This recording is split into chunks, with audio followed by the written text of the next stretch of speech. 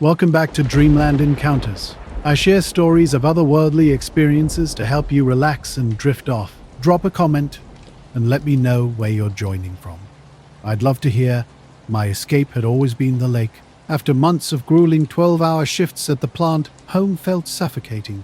The boat became my sanctuary, an old wooden hull, a Coleman lantern in the bow, and the cabin's dock lights switched off to keep bugs away.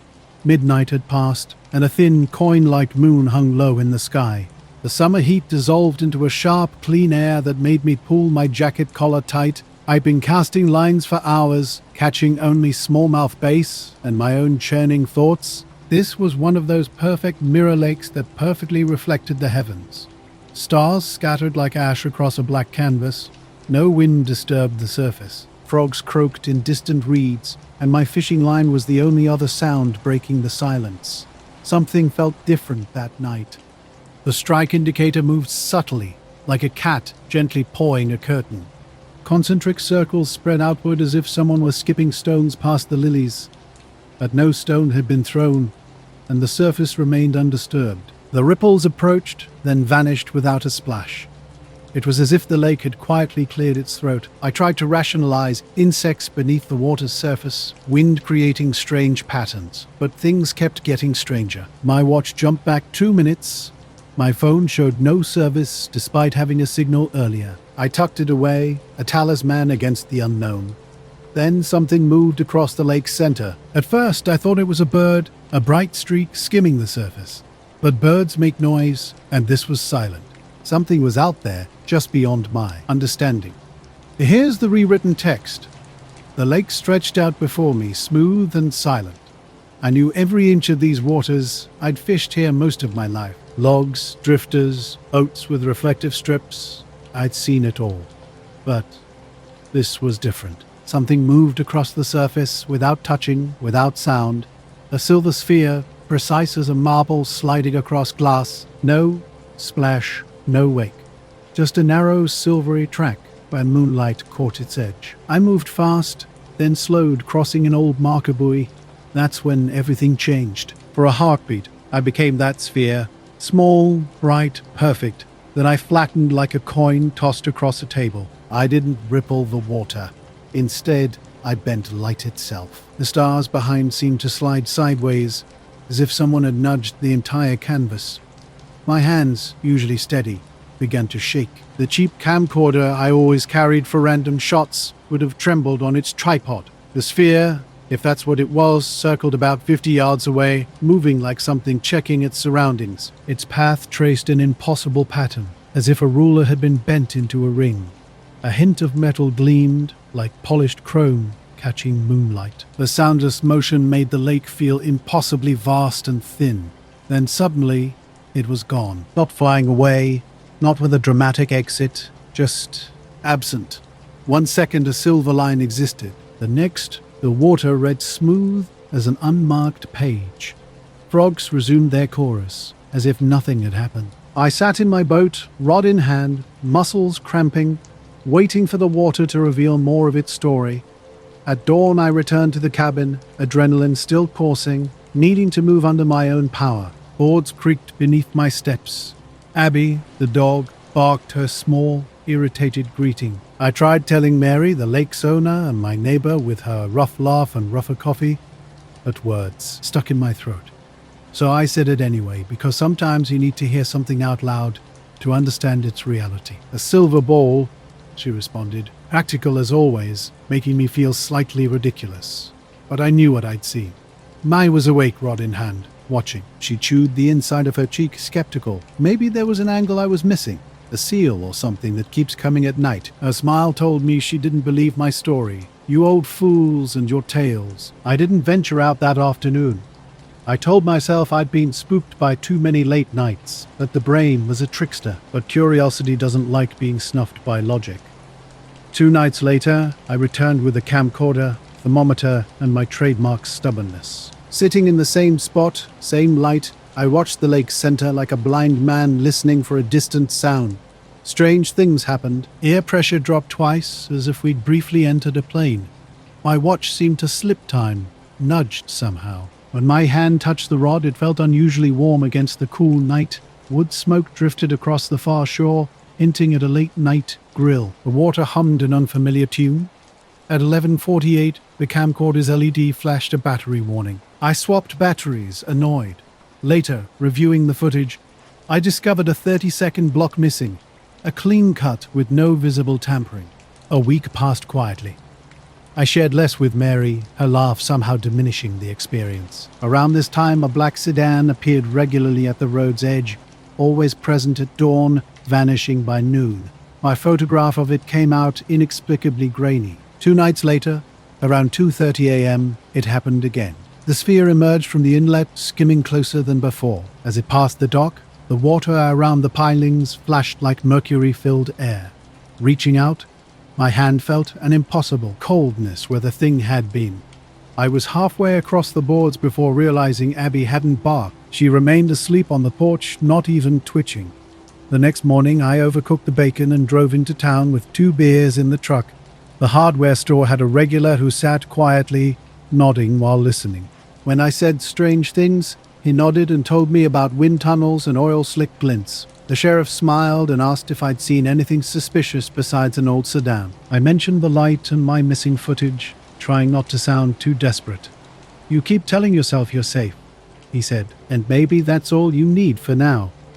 He handed me a coffee and scratched his neck. I left with nothing. 3 days later, they arrived.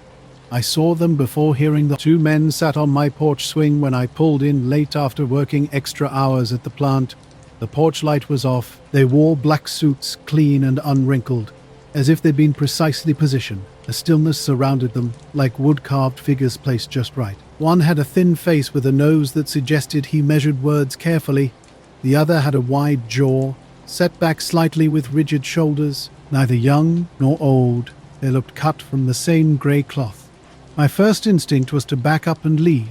My second was to act unaffected, denying them the satisfaction of seeing me scared. That resolve lasted 6 steps. Walking to the porch, my boots made a hollow returning sound. "Evening," the thin-faced man said flatly, politely. "Mr. Cole," I responded, my voice revealing exhaustion from holding composure too long. They asked to sit, speaking without urgency or small talk. Their manner suggested everything was predetermined and they were simply executing a plan. I wanted to demand answers about their presence, ask how they found my address, tell them about the silver thing, missing tape, and black car. Instead, I said nothing and sat at the opposite end of the swing. They watched me like a thermometer monitoring a patient, checking heat, checking color. I noticed their plain leather shoes, unmarked by salt or wear. 2 men sat across from me, their demeanor carefully controlled. The thin-faced man spoke first, his hands folded neatly. "You fish at night a lot," he said. "I do," I replied. The wide-jawed man added something about daytime fishing as if offering a gentle suggestion. I didn't laugh. I wasn't sure how to respond to a stranger giving unsolicited advice about fishing. Their smiles were calculated, each word chosen with precision. "Nighttime has elements that are more active," the thin man explained. "Daylight is safer." My response felt awkward, hanging in the air between us. I wanted to ask about their origin, their purpose. Why were they speaking to me like a casual neighbor sharing weather tips? Then the thin man produced a small silver card. Sliding it across the table, I looked at it the way someone might glance through a window. Distant, curious. The card bore an emblem and a reference code unfamiliar to me. "Who are you?" I finally asked. "Researchers," the wide man said, "field sampling."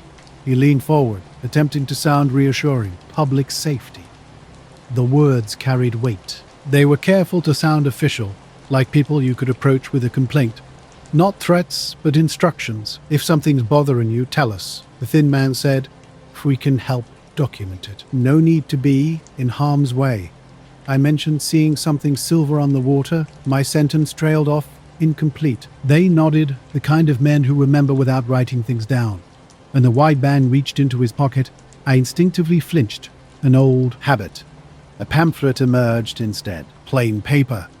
A nocturnal safety advisory warning against nighttime water activities. Someone wanted this kept quiet. "You'll be all right?" they asked. The question as casual as a neighbor checking on a fence. I probed further.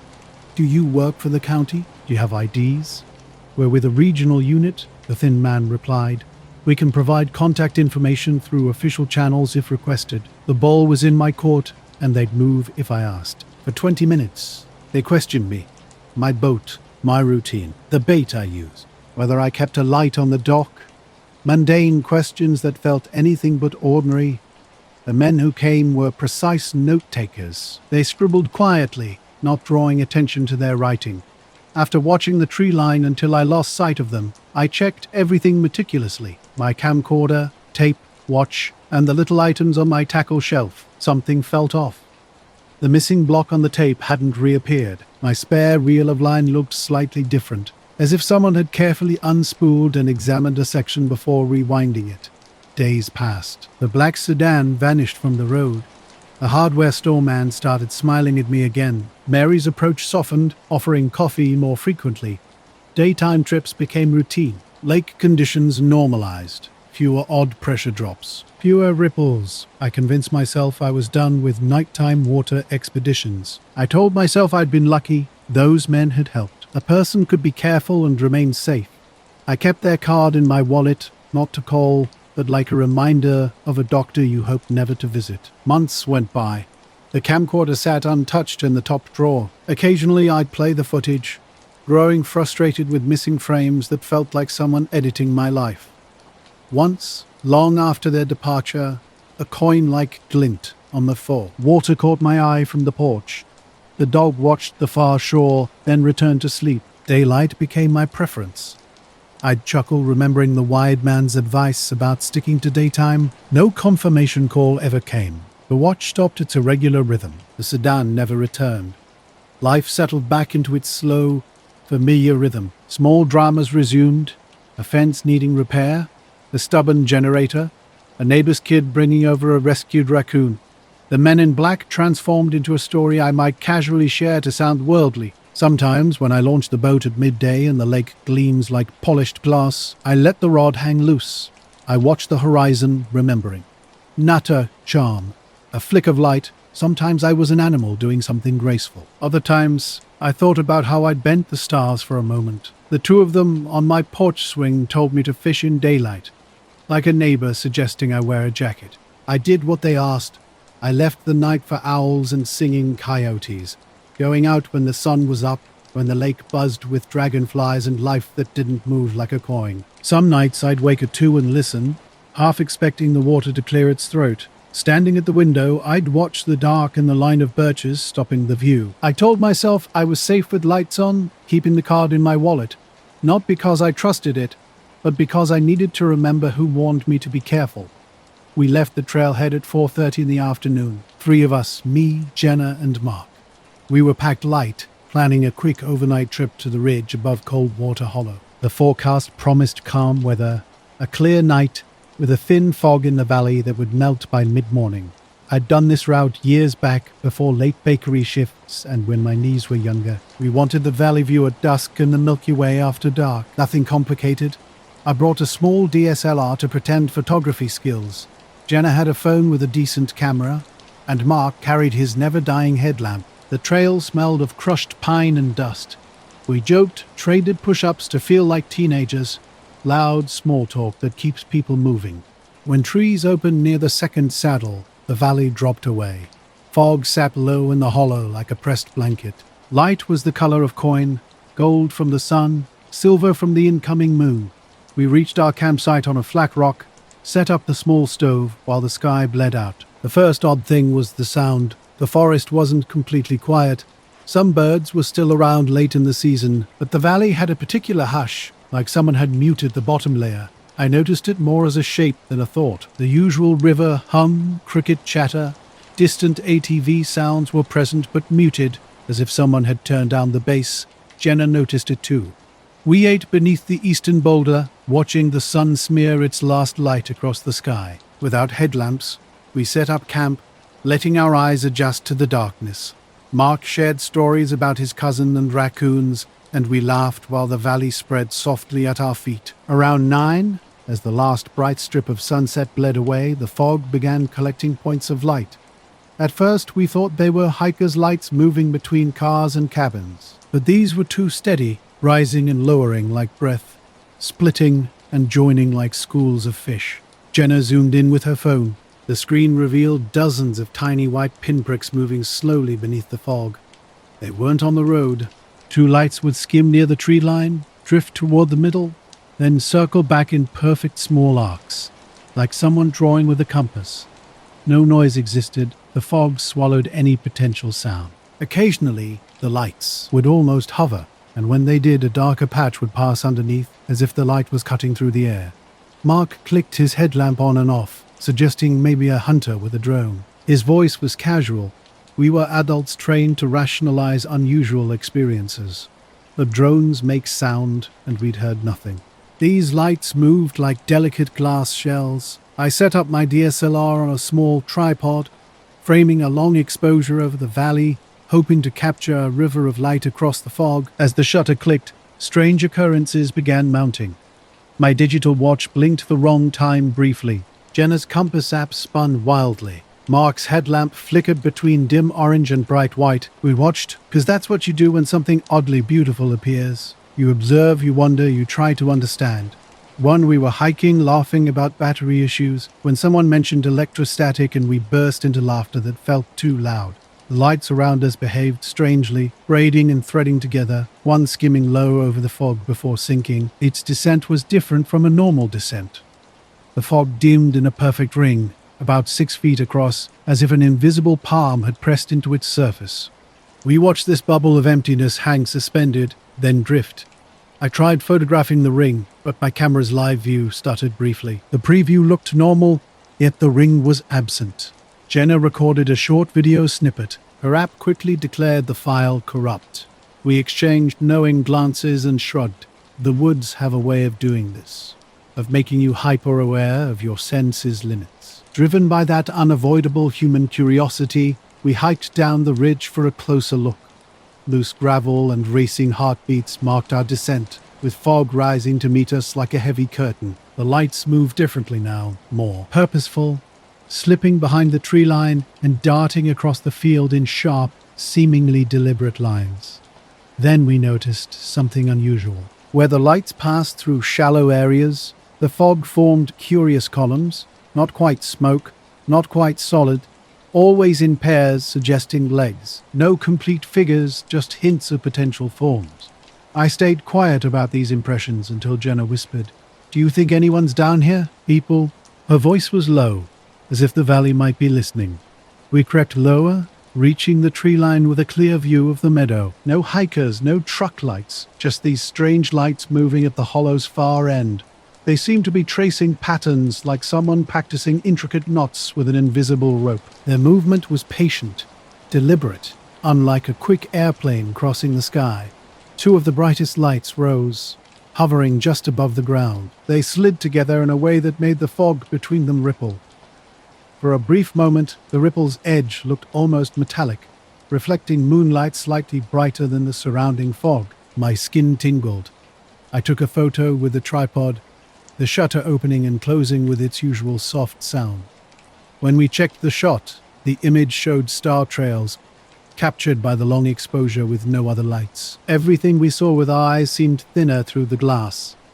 We stayed until the valley's clinging fatigue crept up on us, like someone piling blankets. A subtle sense of being watched settled over us, not hunted or suddenly frightened, but observed, like knowing someone stands just behind you from a shift in the air. Small details accumulated into unease, a deer waiting and walking away with purpose. A distant farm dog howling to mark time, a woodpecker stopping mid-rhythm, never resuming. The stars remained cold and bright.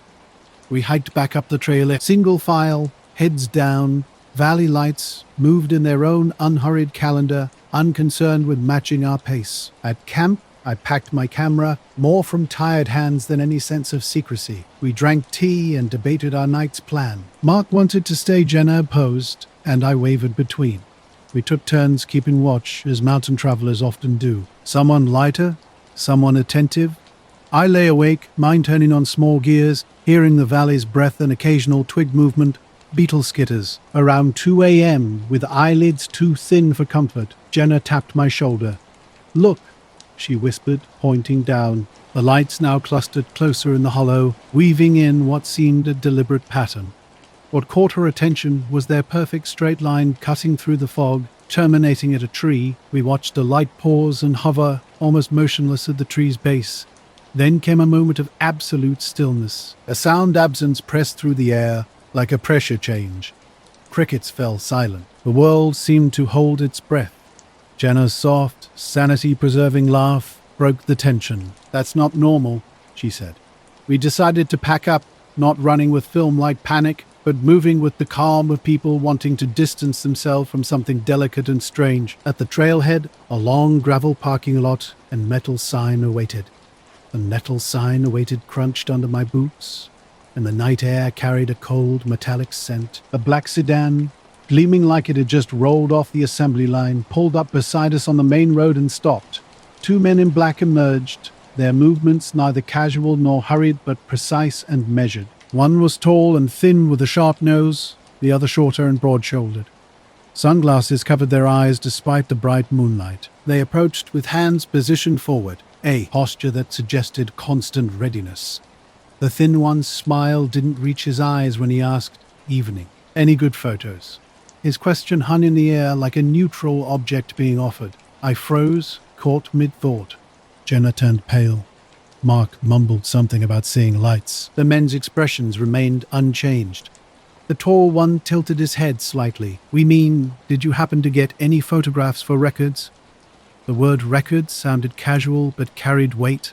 The shorter man produced a small card with an emblem and letters I couldn't recognize. He slid it across my hand, not offering, but placing. "If you have images, we can archive them for further study," he said. My mind wandered to corrupted files and missing frames from my tripod shot. My mouth went dry. We took some stuff. Some didn't save," I said, holding up my phone like a flimsy shield. They agreed with a patience that suggested this was routine. We sat on a metal bench, and I handed over Jenna's phone with the better clip. They examined it methodically, more assessing than scrutinizing. Their questions came steady and calm. How long were we on the ridge? What did we see? Had we ever been part of a local hiking group or contributed to nature archives? "Calibration," the tall one said, as if this explained everything, implying our camera alignment mattered more than the lights themselves. I thought about the moment my compass app spun wildly and my cheap watch blinked incorrectly. The tall one's pencil moved across his notepad, recording our encounter. The men approached with the regional observation unit's air of quiet authority. They suggested we stay on well-traveled rails and avoid the valley after dark. Not a command, just advice wrapped in a cloak of public safety. The shorter man added offhandedly, "Stick to daytime hikes for a bit. It helps avoid trouble." It sounded benign, yet it was unmistakably a limit. Up to that point, everything had been observations and questions. Suddenly, the suggestion felt like a neighborly recommendation that simultaneously restricted my freedom. I had maps on my phone, routes I liked. The idea of taking the ridge at twilight now felt like a potential misdemeanor. They were polite, precise. Not the kind of men you could easily file a complaint against. They handed a small card with a phone number. When I glanced down after they left, the office line rang to a receptionist who confirmed a unit existed but wouldn't confirm anything else. The men drove off without fanfare, black paint slipping into the night like oil. The rest of that week, everything felt off. My camera's long-exposure images were either perfect star rails or missing segments, like blank patches cut from film. Jenna's phone continued to glitch on video files. Mark swore a black sedan was parked on the road 3 mornings running. Hoodies tucked low, just sitting there, not far enough to be coincidence. We told friends at work and in other groups, getting the usual mix of reactions.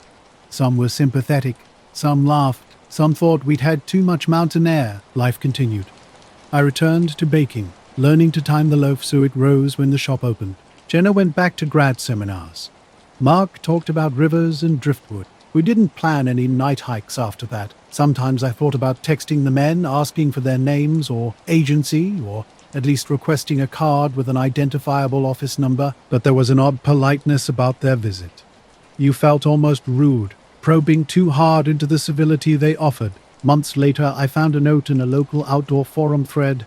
Someone else had seen the lights. Their photos were different. Long exposure streaks and intermittent blanks. The comments mixed. Technical assessments with jokes, and a few users claimed similar experiences.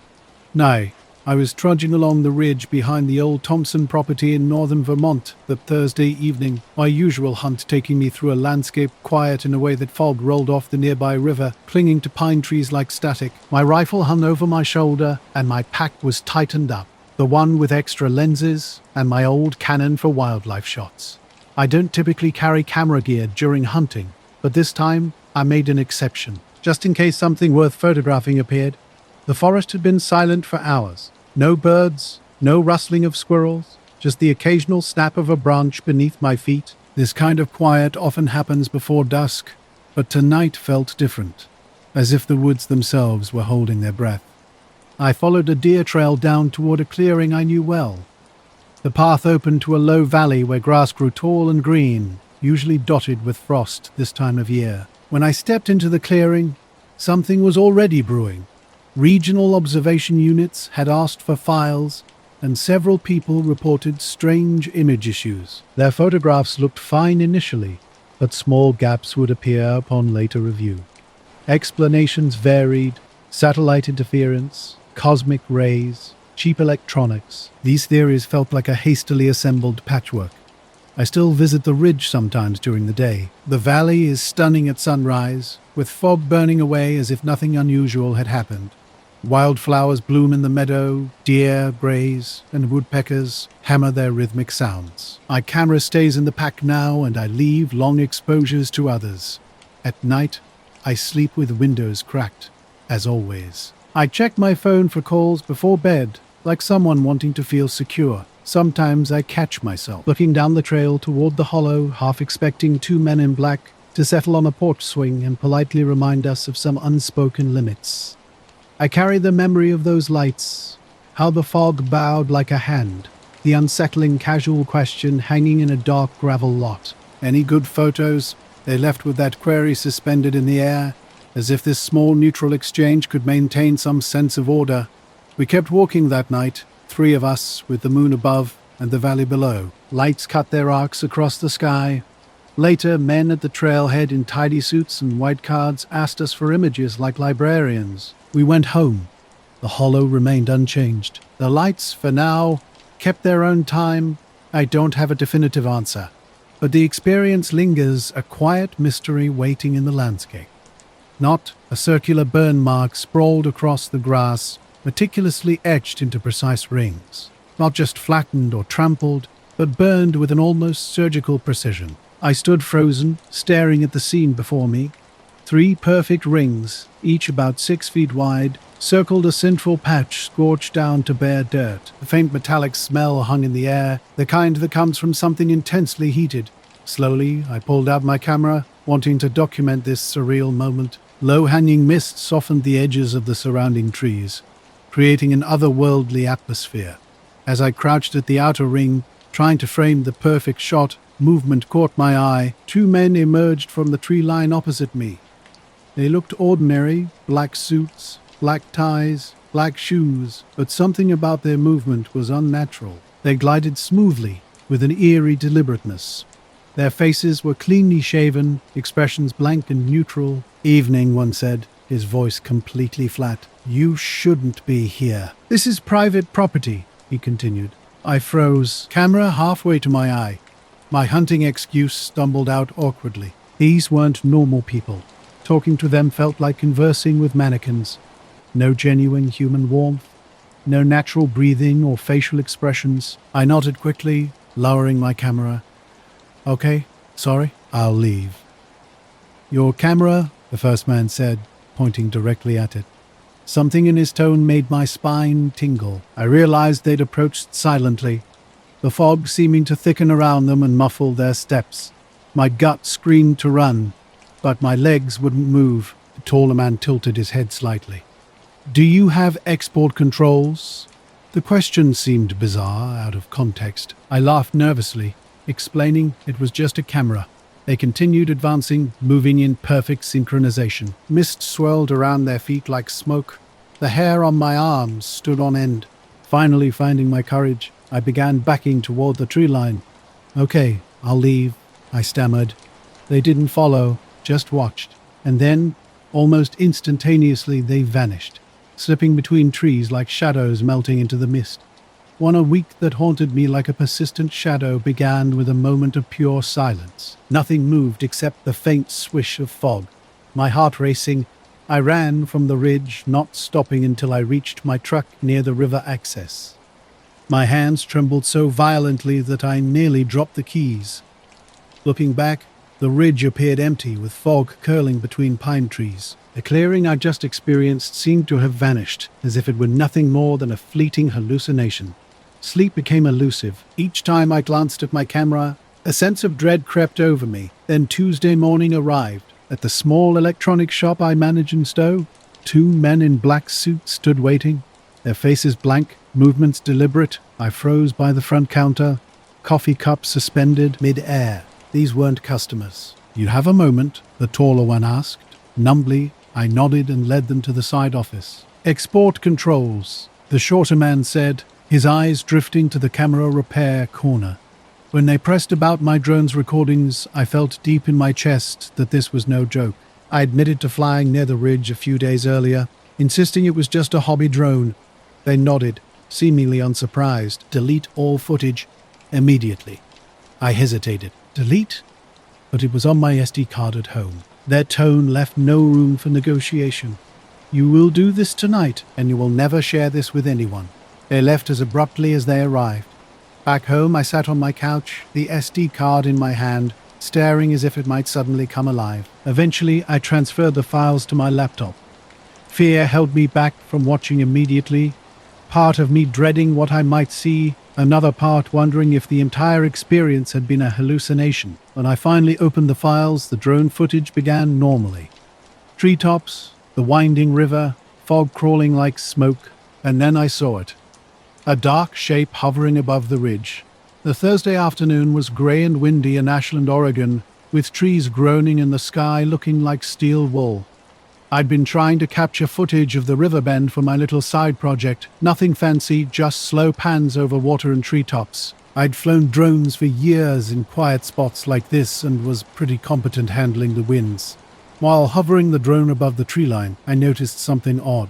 At first, I thought it was a bird, maybe a crow, but its movement didn't make sense. It wasn't moving at all, no up, down, or side to side, just sitting completely still in the air. The wind was gusting hard enough to jostle branches, and my drone was fighting to stay steady. Whatever this thing was, it didn't sway at all. A dark shape, almost blending into the fog, rotors moving, no sound, wind whipping around it, trees bending underneath gusts.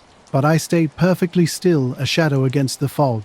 I zoomed in, shaking, and the shape resolved into something vaguely geometric metallic, but no edges, no features. I didn't move, didn't tilt, didn't react to the gusts at all. Then, in the corner of the frame, 2 figures stepped into the clearing. My heart skipped. Black suits, black hair, the blankest expressions I've ever seen. They didn't wave or signal, they just stood watching. And then the shadow above them shifted slightly, almost imperceptibly, and they turned and vanished back into the trees. I closed the laptop and sat in silence. I still don't know what it was I recorded. I still don't know who those men were, but I keep the footage. I keep the memory of the clearing, the rings in the grass, and the quiet, cold fog that seemed to swallow everything else that night. After that, I haven't flown my drone near the ridge again. I haven't gone back to that clearing. Sometimes when I'm driving down the back roads in the evening, I swear I see a dark shape hovering in the distance, motionless just beyond the tree line, like it's waiting. And I remember the men in black and how they knew more than I ever could. I tell myself it's just coincidence, that I'm imagining it. But every so often, late at night, I can still smell that faint metallic tang in the air, and the memory of those circles in the grass comes back sharp and precise like nothing human could have left them. I haven't told anyone else. Some things you just don't. The drone's edge caught a faint reflective shimmer under the overcast sky, like dull metal catching light. Circling it carefully, I tried to get a better angle. For a brief moment, the last bit of sunlight glinted off its surface in a peak, dull silver. Then it vanished, just like that. No sound, no movement, nothing in the surrounding trees where I expected it might fall. I double-checked the drone feed, attempted to zoom in, but my controller beeped with a low battery warning. I quickly brought it back, landed it, and walked to the clearing's edge. Nothing was there. No footprints, no branch disturbances, absolutely nothing.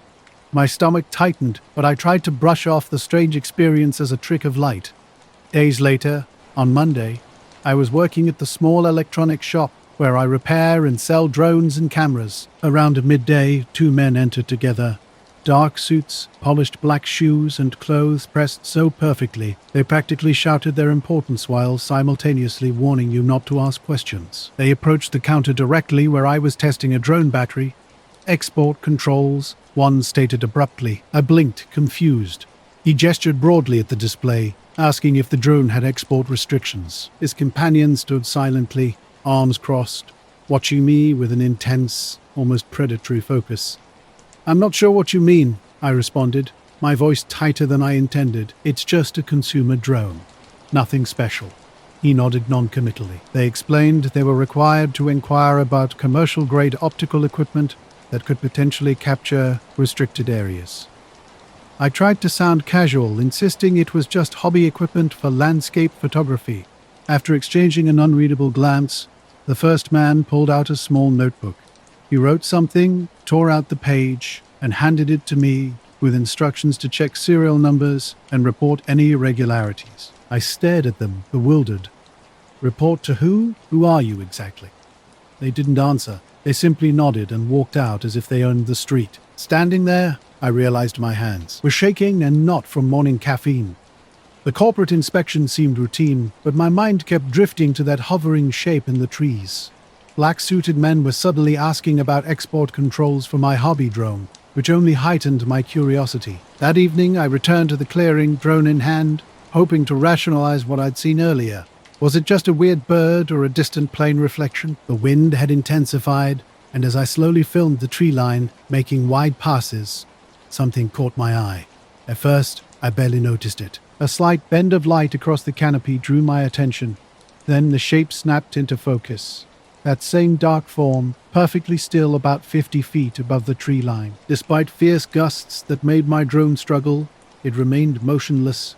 I crept closer, staying low behind a small ridge. Silence surrounded me. No engines, no hum, just wind rustling through branches and that impossible stillness overhead. For 10 minutes, I watched intently.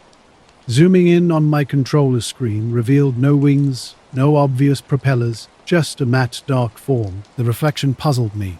It wasn't metallic glint, but something more like a mirror reflecting grey clouds in a way that defied logic, almost blending with the sky. A chilling thought struck me. What if it notices me? Does it care? Why does it feel like it does? My skin went cold, and I nearly dropped the controller. Quickly, I brought the drone down and packed it away. The next day, those same black-suited men returned with their intense demeanor. Serial numbers, the first one said. Notebook in hand. I couldn't hold back anymore. "Look, I don't know what you want," I said. "I don't even know who you are. I was just flying in the woods. Nothing classified, nothing secret." He stared at me silently, then wrote something, tore it off, and handed me the paper. "Make sure you keep your footage," he said. "Keep my footage safe. Copy always." Then they left. No threats, no explanations. At home, I reviewed the laptop footage. Most looked ordinary. Trees swaying, clouds rolling by, but a few frames revealed something else. A dark blob above the trees, reflecting light impossibly, moving almost imperceptibly. Each time I paused, it seemed to shift, as if aware of the camera. I keep thinking about those men in black, about how they knew about my drone, how they cared about my footage. I've been back to that clearing a few times since, and everything seems slightly off. The wind, the trees, the river, all normal, but something feels different. I haven't seen the shape again. I'm careful now when I fly. I double-check my batteries, my SD cards, everything. Late at night, I still go through that footage frame by frame.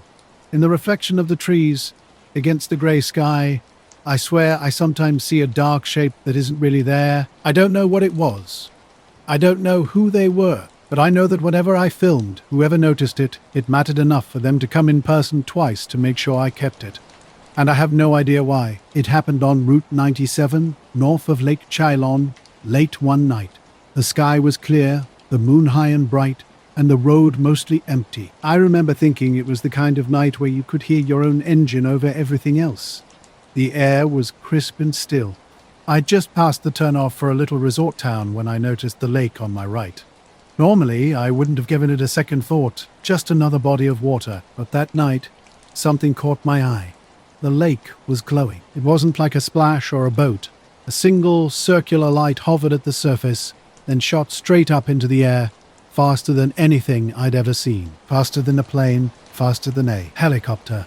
I slammed the brakes, fishtailed a little, and sat there gripping the wheels, staring. My heart was beating so hard I could hear it over the engine and wind.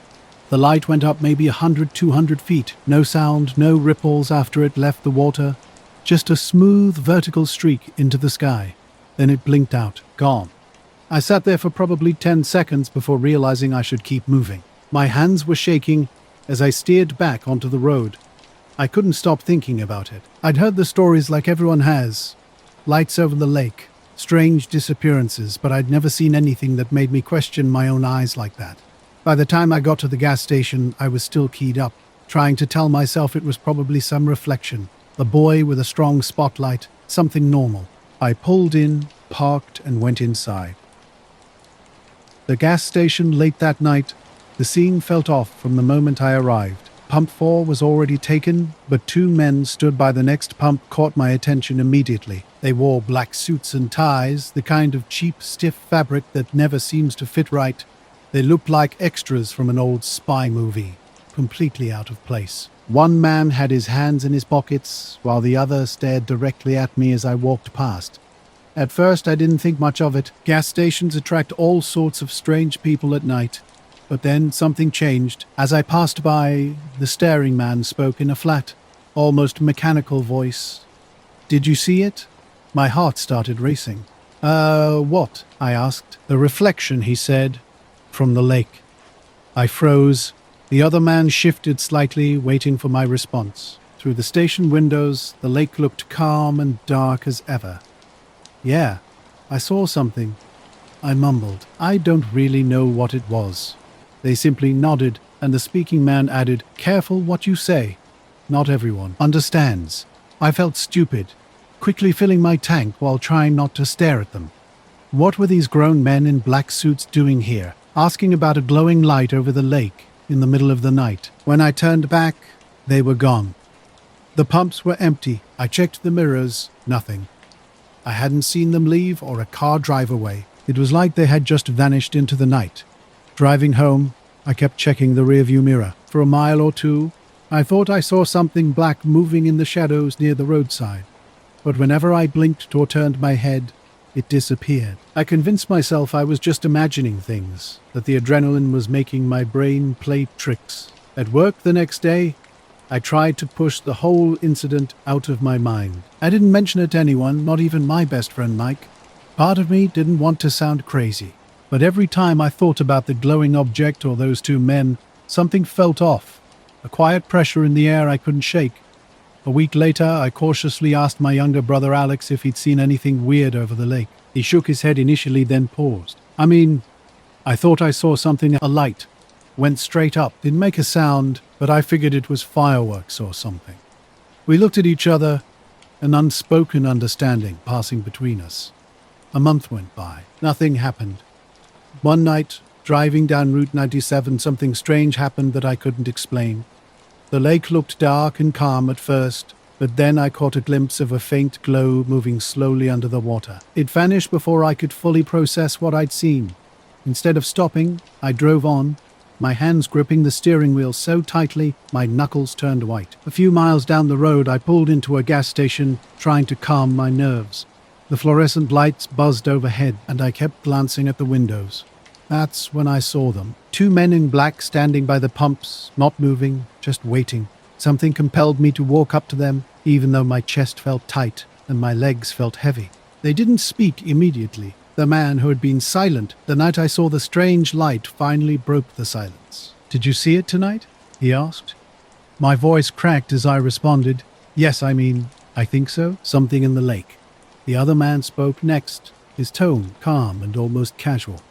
"Keep it to yourself," he said. "No please, no extra words, just a warning that didn't feel particularly threatening." I nodded, fumbling with my wallet, my hands shaking so badly I dropped some coins. When I turned to leave and glanced back, they were gone. No car, no footprints, nothing. I couldn't understand how they disappeared so quickly. For months afterward, I drove past that lake at night, watching. Sometimes I thought I saw a flicker, a faint reflection, movement in the water. Sometimes nothing. Each time, I half expected to see them standing there in their black suits. I never told anyone about what happened. The memory lingers like a shadow I can't shake. Were they just people, or something else entirely? That light, the way it rose from the lake without a sound, I try to rationalize it. A trick of light, an overactive imagination, maybe a drone prank. But the part of me that felt their gaze that night, the quiet pressure in the air, the sense that they knew I'd seen something, that part never really goes away. And sometimes, when I drive past the lake after dark, I could swear someone is watching me. Not I was walking down the dirt road with my friends Marcus and Leia on the outskirts of town, with Eagle Ridge's dark blue mountains stretching like shadows across the horizon. Mid-June's heavy air hung around us, thick from the days. Heat! We were laughing and joking when La suddenly pointed upward. At first I thought it was a small prop plane, but then it moved differently, zipping up and down between ridges, darting behind peaks, then shooting straight into the sky and vanishing in an instant. "Holy, did you see that?" Marcus whispered. We stood frozen. The sky was still bright enough to see the mountain outlines, the trees, the road's curve, but the object didn't return. No sound broke the silence, no motor, no engine, just gone.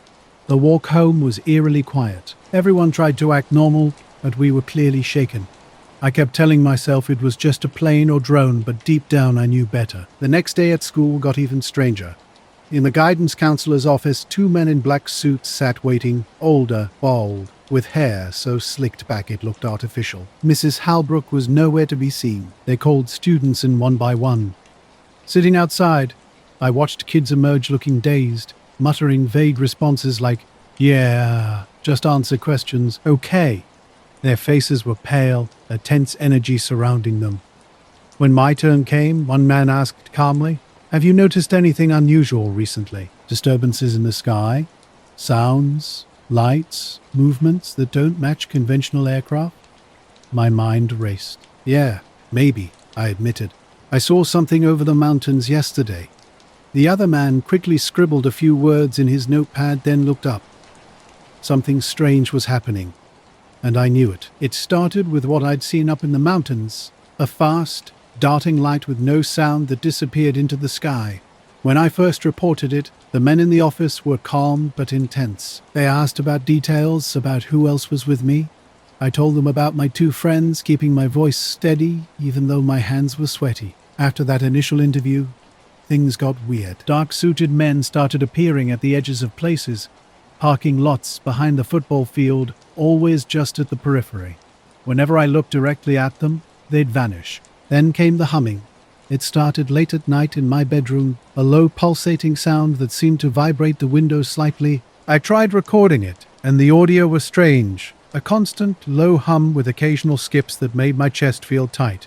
Laia heard it too when she called me the next morning, but Marcus hadn't noticed anything. The sound was persistent, not loud but constant. I couldn't figure out if it was the heater or a transformer, but something felt off. Then one evening, unexpected visitors arrived. Two bald men in black suits and sunglasses knocked on our door while my parents slept. "Have you had any audio disturbances lately?" one asked neutrally. Their presence filled the room with an odd pressure, making the space feel smaller. They wanted every detail, times, duration, witnesses. I told them about the nights I'd recorded the hum, about Laia hearing it, about the fast light in the mountains. They listened silently, taking notes. Their final instructions were clear: keep this to myself and don't discuss it with anyone. Then they left as quickly as they'd arrived, leaving me standing there, a strange sense of unease settling over me. Something was watching, just beneath the surface of normal life. and I was sitting at the kitchen table late that night, a half-empty coffee cup beside me. My small, older house sits on the edge of town in northern Wisconsin, surrounded by dense pine woods. The windows were cracked open, letting in the sticky, warm air of late July. I couldn't shake this restless feeling after a long week at the plant. That's when I first noticed it. A faint vibration like a distant idling engine, but something felt different. A steady, low hum that seemed to breathe, swelling and shrinking. My windows rattled lightly with each pulse. When I pressed my hand against the glass, the vibrations went right through me. I stepped outside onto the back porch, scanning the tree line. Nothing moved. No deer, no cars, not even a raccoon. The hum had no clear direction. It felt like it was in the air itself. I grabbed my phone and started recording, thinking maybe Kevin, my buddy who tinkers with audio stuff, could make sense of it. I set the phone on the railing and let it capture about 3 minutes before it suddenly cut off. Just like that, silence. The humming didn't stop after that night. I grew weaker in the weeks that followed. When I checked the recording, I noticed something strange. In the last few seconds of the clip, the sound disappeared. The audio warped slightly, as if something invisible had brushed past the microphone. A week later, I saw the men again at the grocery store. They stood in black, wearing sunglasses, blending into the vegetable section like they belonged there. When I looked away and back, they were gone. School went back to normal. Friends returned to joking about nothing, but I started noticing the mountains more often. At dusk, I'd catch a flicker of something darting between the ridges, too fast for a plane, too precise to be birds. I didn't tell anyone, I just watched. Sometimes when I'm lying in bed at night, I think about those knocks, the questions, the notes they took. I wonder if they ever came for Laya or Marcus, or if they only needed me. I've never heard from them again. But every now and then, when the air is still and the mountains are dark against the sky, I swear I hear it. The low hum, faint, pulsating like the world is holding its breath, and I know I'll hear it again, even if no one else ever does. Not a low, distinct hum shook the windows overnight. Puzzled, I replayed the sound repeatedly, trying to make sense of it. Was this some underground construction or transformer issue? Nothing nearby seemed to explain the noise. The next morning I asked Harold, my older neighbor, if he'd heard anything. He hadn't. Even at the factory where he worked, no one mentioned any unusual sounds from the previous night. Around 9 p.m., while cleaning dishes, an unexpected knock startled me. 2 men stood at my door, dressed identically in crisp black suits, white shirts, and polished shoes. They looked like they'd just stepped out of a corporate photo shoot. No badges, no identification. Evening, the first man said. We're checking with residents in the area. Have you had any audio disturbances lately? The phrase struck me as odd. Not did you hear something strange, but audio disturbances. When I asked about their organization, he replied, Federal Survey Group. We're documenting unusual occurrences. Cautiously, I mentioned the nighttime hum.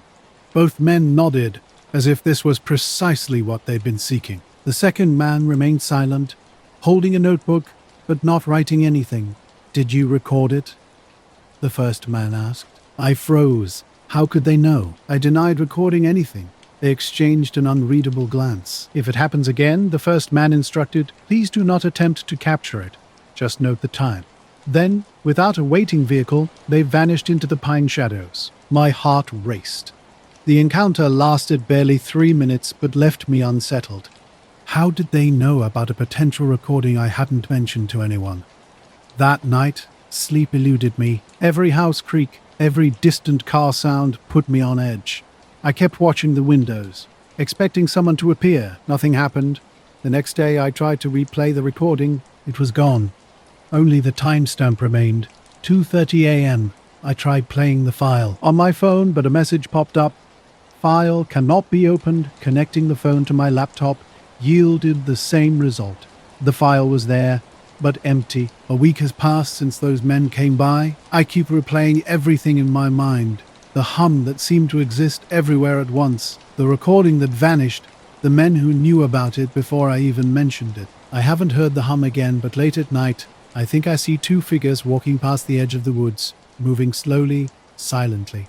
I never step outside to check. I've gone back to work, trying to return to normal, but there's this feeling that someone or something is watching, Now I close the windows at night, even when it's hot. Sometimes in the quiet, I swear I can feel the pulse of that hum again.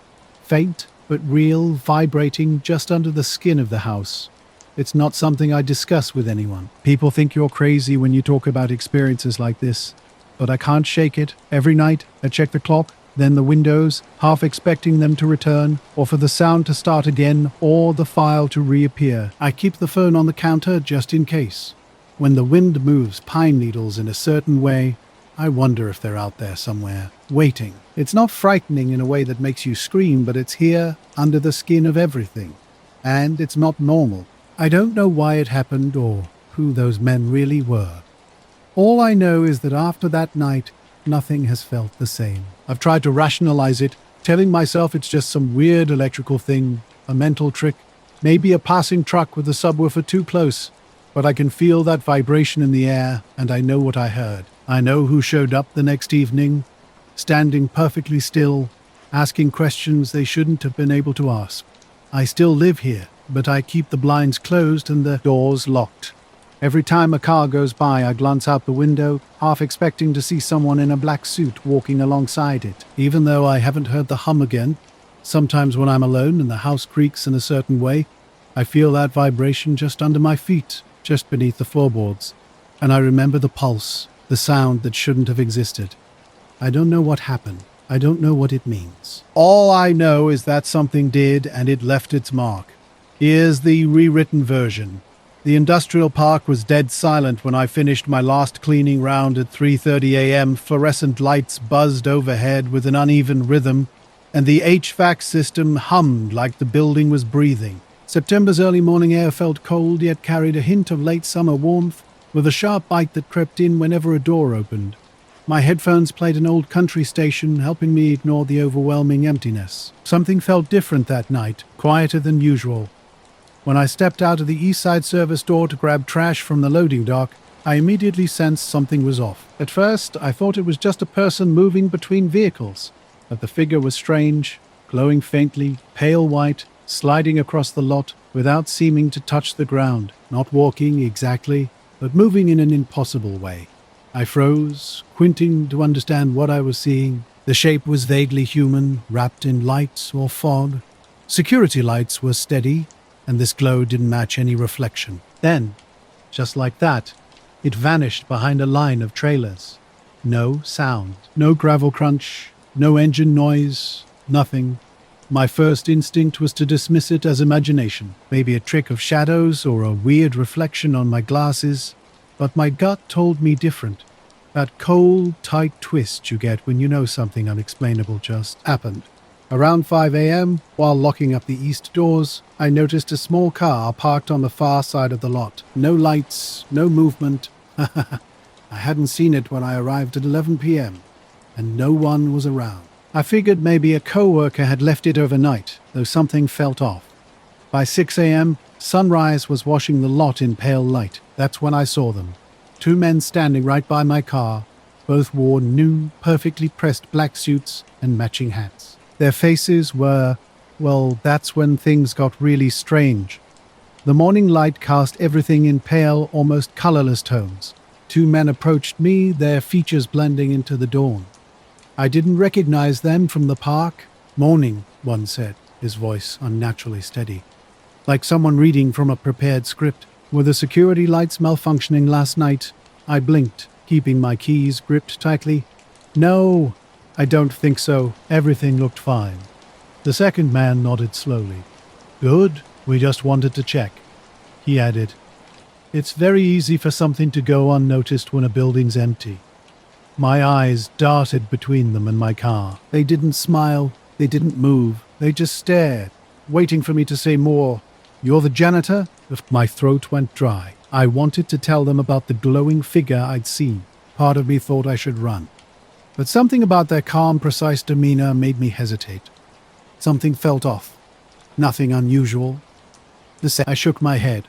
"Have a safe day," they said, walking toward the lot's edge with an unnervingly smooth, synchronized pace. They disappeared behind the trailers without turning. Later that day, I told my wife. She laughed it off as a weird dream or a prank, but I wasn't convinced. I'd worked this night shift for 2 years, and nothing like this had ever happened. Typically, the most exciting moment was a raccoon knocking over a trash bin. That afternoon, I drove past the park. Everything looked normal. Lights worked. Lot was empty. But I couldn't stop thinking about those two men. A week later, I asked a co-worker if anyone had been in the lot that morning. "Nope," he said. "Didn't see anyone unusual. You sure you weren't dreaming?" Now, I catch myself looking for them, driving past the park at night, checking the lot. I've seen strange reflections in windows. Shadows moving too smoothly. Something wasn't right, and I couldn't shake that feeling. Walking out to my car after a shift, I can't shake the thoughts that haunt me. Those two men, the glowing figure at the edge of the railing behind the trailers. It was real even if it vanished before I could get close. I haven't seen them again, and I'm not sure I want to. Every time I pass that lot or hear the hum of old fluorescent lights, a cold, tight feeling creeps over me. I keep questioning what they wanted to know about the lights, about me, about this place. My mind tries to convince me I imagined it all, but deep down I know what I saw. Those men were real enough to stand there at dawn, as if the world hadn't even noticed their presence. Now I drive past the lot slower, windows up, lights on. When I have to go inside at night, I park under a street lamp, just in case. Sometimes, if I catch the corner of my eye just right, I swear I can see that same pale glow sliding across the lot. I remember that morning how the world felt small, quiet, and like it wasn't entirely mine. I never talk about it at work, never bring it up. But with every shift I finish, every quiet lot I leave, I feel the weight of their gaze. Even when I'm alone. It was a Friday night, driving through the desert from Phoenix to Tucson. Well past midnight, the highway was mostly empty. Dry, still air made the road feel endless. My playlist was playing, just loud enough to keep me awake. Eventually, even the music faded into the hum of tires on asphalt. That's when I noticed it, a single star, or at least, that's what I thought it was at first. Bright, steady, too bright to be a regular star. And it wasn't high up in the sky, it seemed lower, like it was tracking me. I glanced through the windshield, trying to convince myself it was just a plane, a reflection, or my eyes playing tricks after hours of staring at the dark road, but it didn't go away. It stayed behind me as I drove. No matter how many turns or stretches of straight road I went through, it kept pace just beyond the curve of the highway. I checked my mirrors, thinking maybe it was a car with a really bright headlight, but there was nothing. No headlights, no tail lights, no other cars at all. Just that pinpoint of white light moving along with me. By the time I hit mile marker 112, I was getting unnerved. My fingers were tight around the steering wheel, and I felt a cold sense of something watching me. Non-sweat dripping on my neck. My heart racing so loudly I felt everyone could hear it. I was trying to convince myself I was being irrational. It's just a light, right? When a rest stop appeared ahead, I didn't hesitate. I slowed down, turned into the lot, and parked at the edge where overhead lights barely touched the ground. The car fell silent except for the cooling engine. After switching off the radio, I sat back and looked out at the desert landscape. That's when I noticed them, two men sitting on a bench near the payphone. Black suits, black ties, black fedoras. Nothing seemed unusual. They weren't talking to each other or anyone else. Instead, they sat perfectly straight, staring ahead as if waiting specifically for me. I realized I'd been staring too long when one tilted his head, not in acknowledgement, but like a cat might glance at something moving carelessly nearby. I tried to laugh it off. Maybe exhaustion, maybe the desert playing tricks on my mind. When I stepped out to stretch, the night was colder than expected. Stars were out, of course, but that light I'd been tracking was still there, now hovering directly above the parking lot, seemingly suspended. An urge to run back to the car battled with my feet, which moved slowly, almost hypnotically. One of the men shifted his weight. He didn't approach, didn't move toward me. His movement was unnaturally smooth, deliberate, as if he knew exactly how I was watching. "Evening," I said, feeling compelled to break the silence. No response, no nod, no reaction. Walking back to the car, I kept glancing over my shoulder. Both men remained perfectly still on the bench, watching. The light seemed closer, though I couldn't be certain. My pulse quickened. Inside the car with doors locked, I stared at the lot. The men hadn't moved. The light remained, now blindingly bright, almost white like a spotlight. No wires, no reflection, no visible aircraft. Just a pure, steady glow. While driving through the empty desert late at night, my mind was racing with unease. I'd noticed two men on a bench earlier, and now they had vanished without a trace. I started the car slowly, trying to appear casual, as if I'd simply stopped for a quick break. The moment I pulled out, something stopped my breath. The bench was empty. No men, no movement, no sign of life anywhere. I blinked, trying to rationalize what I'd seen. Maybe they left when I started the engine. I returned to the highway, carefully staying in the center lane and constantly checking my mirrors. The strange light was gone too, leaving only the vast, empty desert. My heart gradually slowed, a tension remained in my shoulders. Drove in silence, mulling over the experience. That star, that light, it had followed me for miles. The two men sitting there seemed to know exactly where I would stop, as if they'd been waiting. I tried to find logical explanations. Maybe it was a late-night art project, some pranksters in suits, a distant plane landing, or even a mirage. Nothing quite fit. For a while, I didn't tell anyone. I even wondered if I should report something to the police, but there was nothing concrete to report. A week later, I drove the same route at the same time. I scanned the horizon for any sign of the light, the bench, the two men, nothing. Just me, the asphalt, and the stars. Years have passed, but the memory lingers. When driving long stretches of highway, I habitually glance in the mirrors, half expecting to see that pinpoint of light. In dark, quiet moments, I sometimes think I catch a shadow on the shoulder, something perfectly still, watching. I never stop at that rest area anymore. The night began around 2 a.m, sleep eluded me, so I sat on the couch in my modest duplex in a small Ohio town. It was a hot August night, and I'd cracked the windows hoping to get some air. At first, I assumed it was a distant truck idling or late-night machinery, but the sound remained constant. A low, steady hum with a distinct pulse, like concert bass, except quieter and more physically intense. It seemed to swell every few seconds, creating an unsettling rhythm that resonated through the room. Raw lead in their frames with each pulse. The street outside my kitchen window was completely empty. No cars, no people. The hum seemed to fill the entire space at once, coming from everywhere and nowhere specific. I grabbed my phone and started recording, thinking I might send the clip to Kevin, who works with sound. I set the phone on the counter and let it run for about 2 minutes. Then, just as suddenly as it began, the hum stopped. Silence fell. Not even a cricket could be heard. When I replayed the recording, the sound was faint but distinct, a low, steady vibration with a strange rhythmic swelling.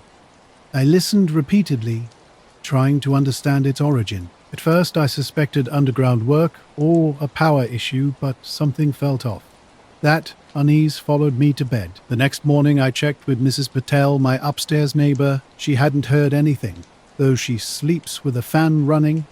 I asked my co-workers at the garage about any weird nighttime sounds, but no one reported anything unusual. Around 9 o'clock that evening, I was eating a sandwich when someone knocked. 2 tall men stood on my porch, dressed identically in black suits, white shirts, and black ties. They looked like they'd stepped out of an old photograph, completely out of place. "Good evening," one of them said immediately. "We're checking with residents in the area. Have you had any audio disturbances lately?" The wording struck me as odd. When I asked who they were, the first man smiled, a smile that never reached his eyes, and claimed they were from a federal survey group. I mentioned hearing a low humming sound the previous night. Both men nodded, as if this was exactly what they'd expected to hear. The second man pulled out a small notepad, but didn't write anything down. Instead, he just held it. "Did you record it?" the first man asked. A chill ran down my spine.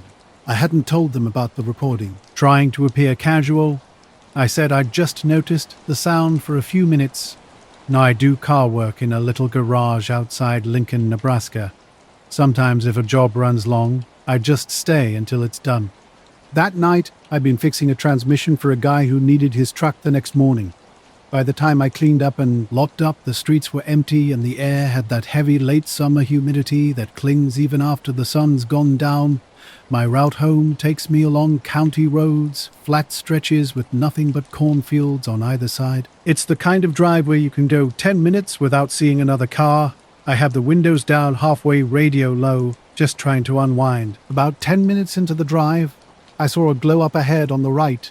At first, I thought it was a combine or some farm equipment out late, but it wasn't moving, and it wasn't the harsh yellow of headlights or the red of taillights. It was this soft whitish-blue glow, steady, and even like the light you'd see in a welding shop, but spread out wider.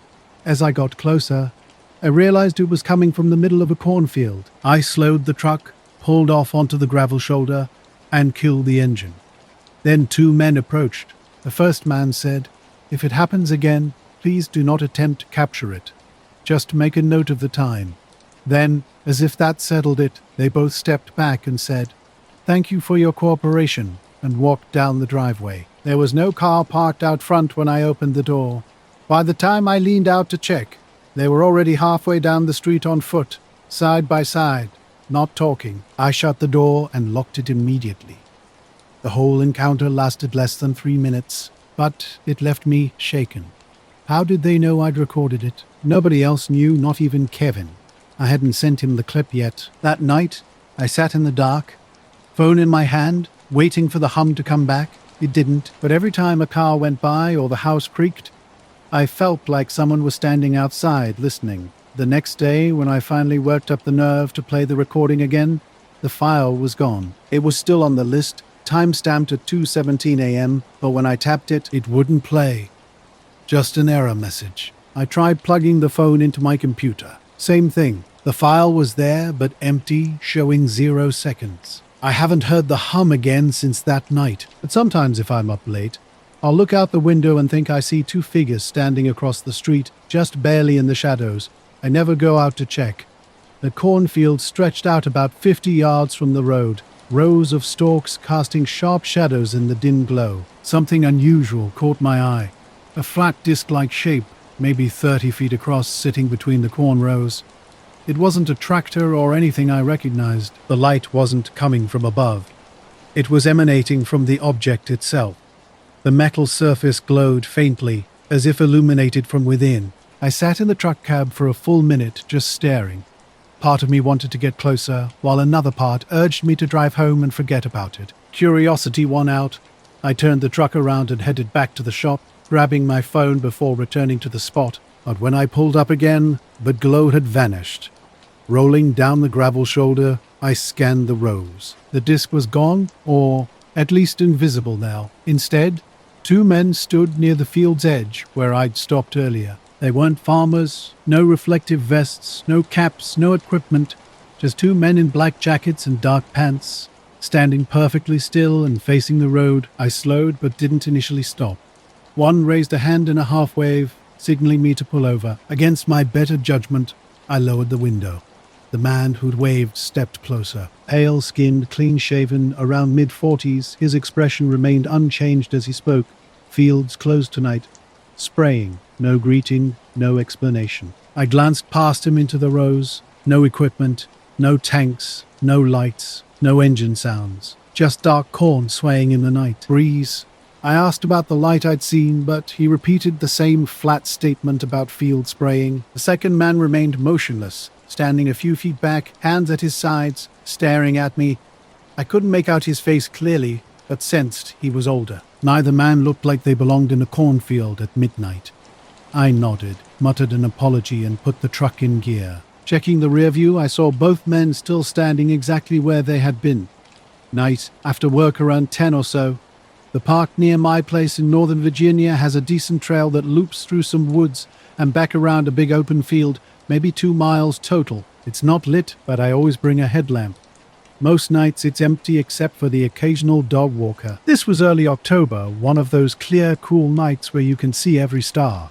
I'd left my phone in the car, which I almost never do, but I wanted a break from music. It was quiet except for my footsteps and the crickets. About halfway through my second lap, I slowed down when I hit the open field. I like to look up at the sky when I pass that part because it's the only stretch without trees. I stopped jogging, leaned over with my hands on my knees to catch my breath, and tilted my head back. That's when I noticed something strange. A patch of stars, maybe the size of my hand, shifted a little. At first, I thought it was just my eyes playing tricks after running. But I stood there a while and I saw it again. The stars weren't twinkling like the rest.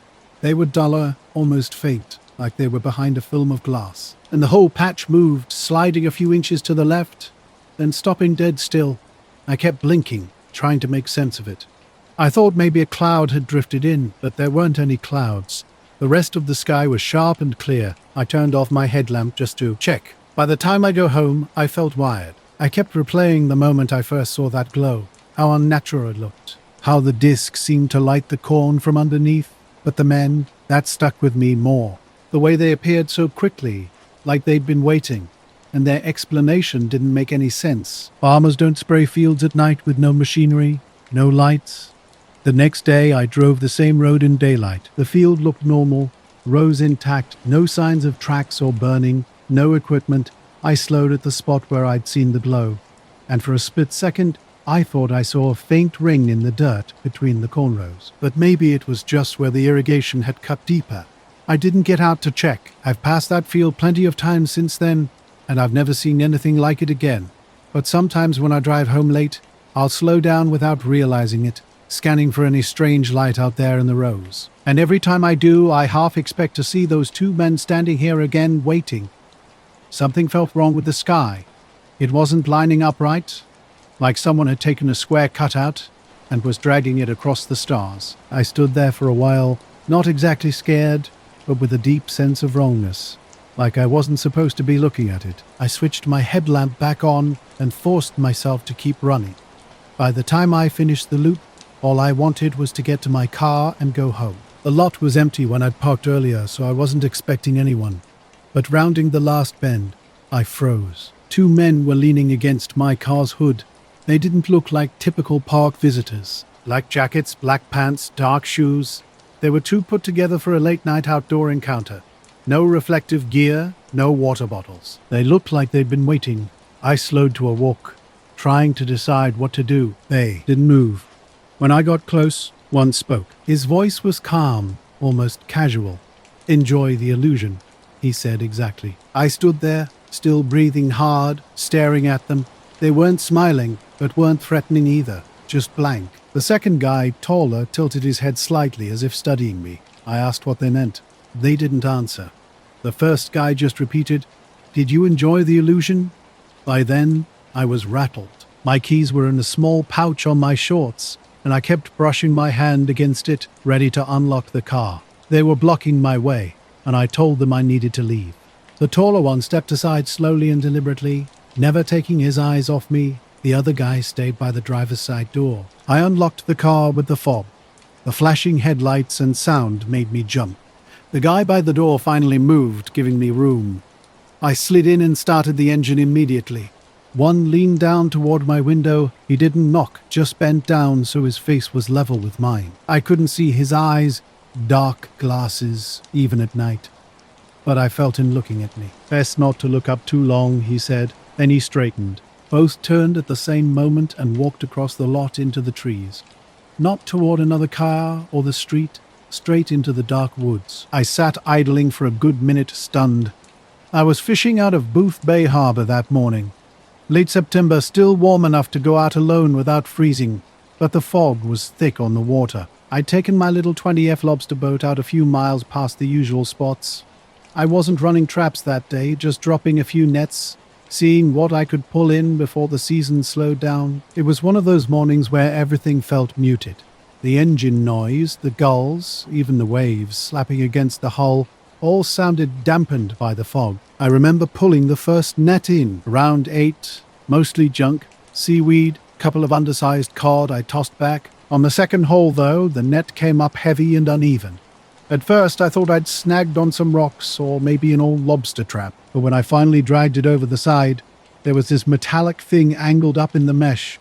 It wasn't big, maybe the size of a basketball, though not round, more like a lopsided oval with these strange seams running across it. The surface was dull, almost like brushed steel, but it had spots that looked scorched. It didn't feel like normal metal when I knocked on it, more hollow, lighter than it should have been. My first thought was airplane debris.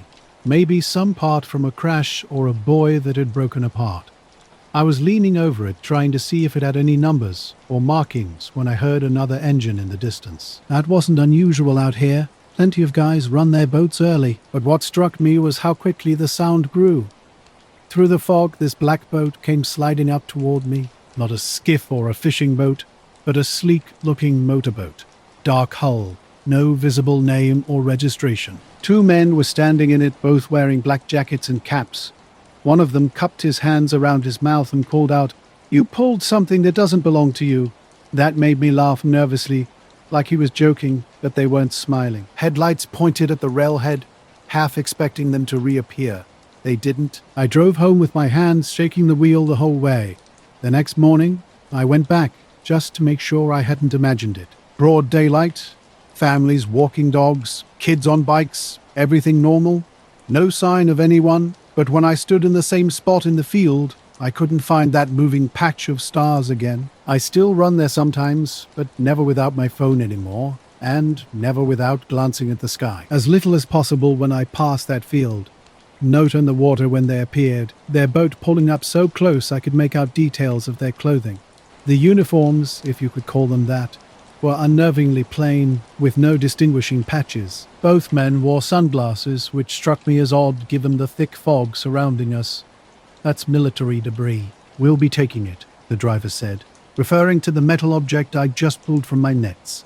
No explanation, no introduction. I asked what branch they were from, but got the same flat response repeated verbatim.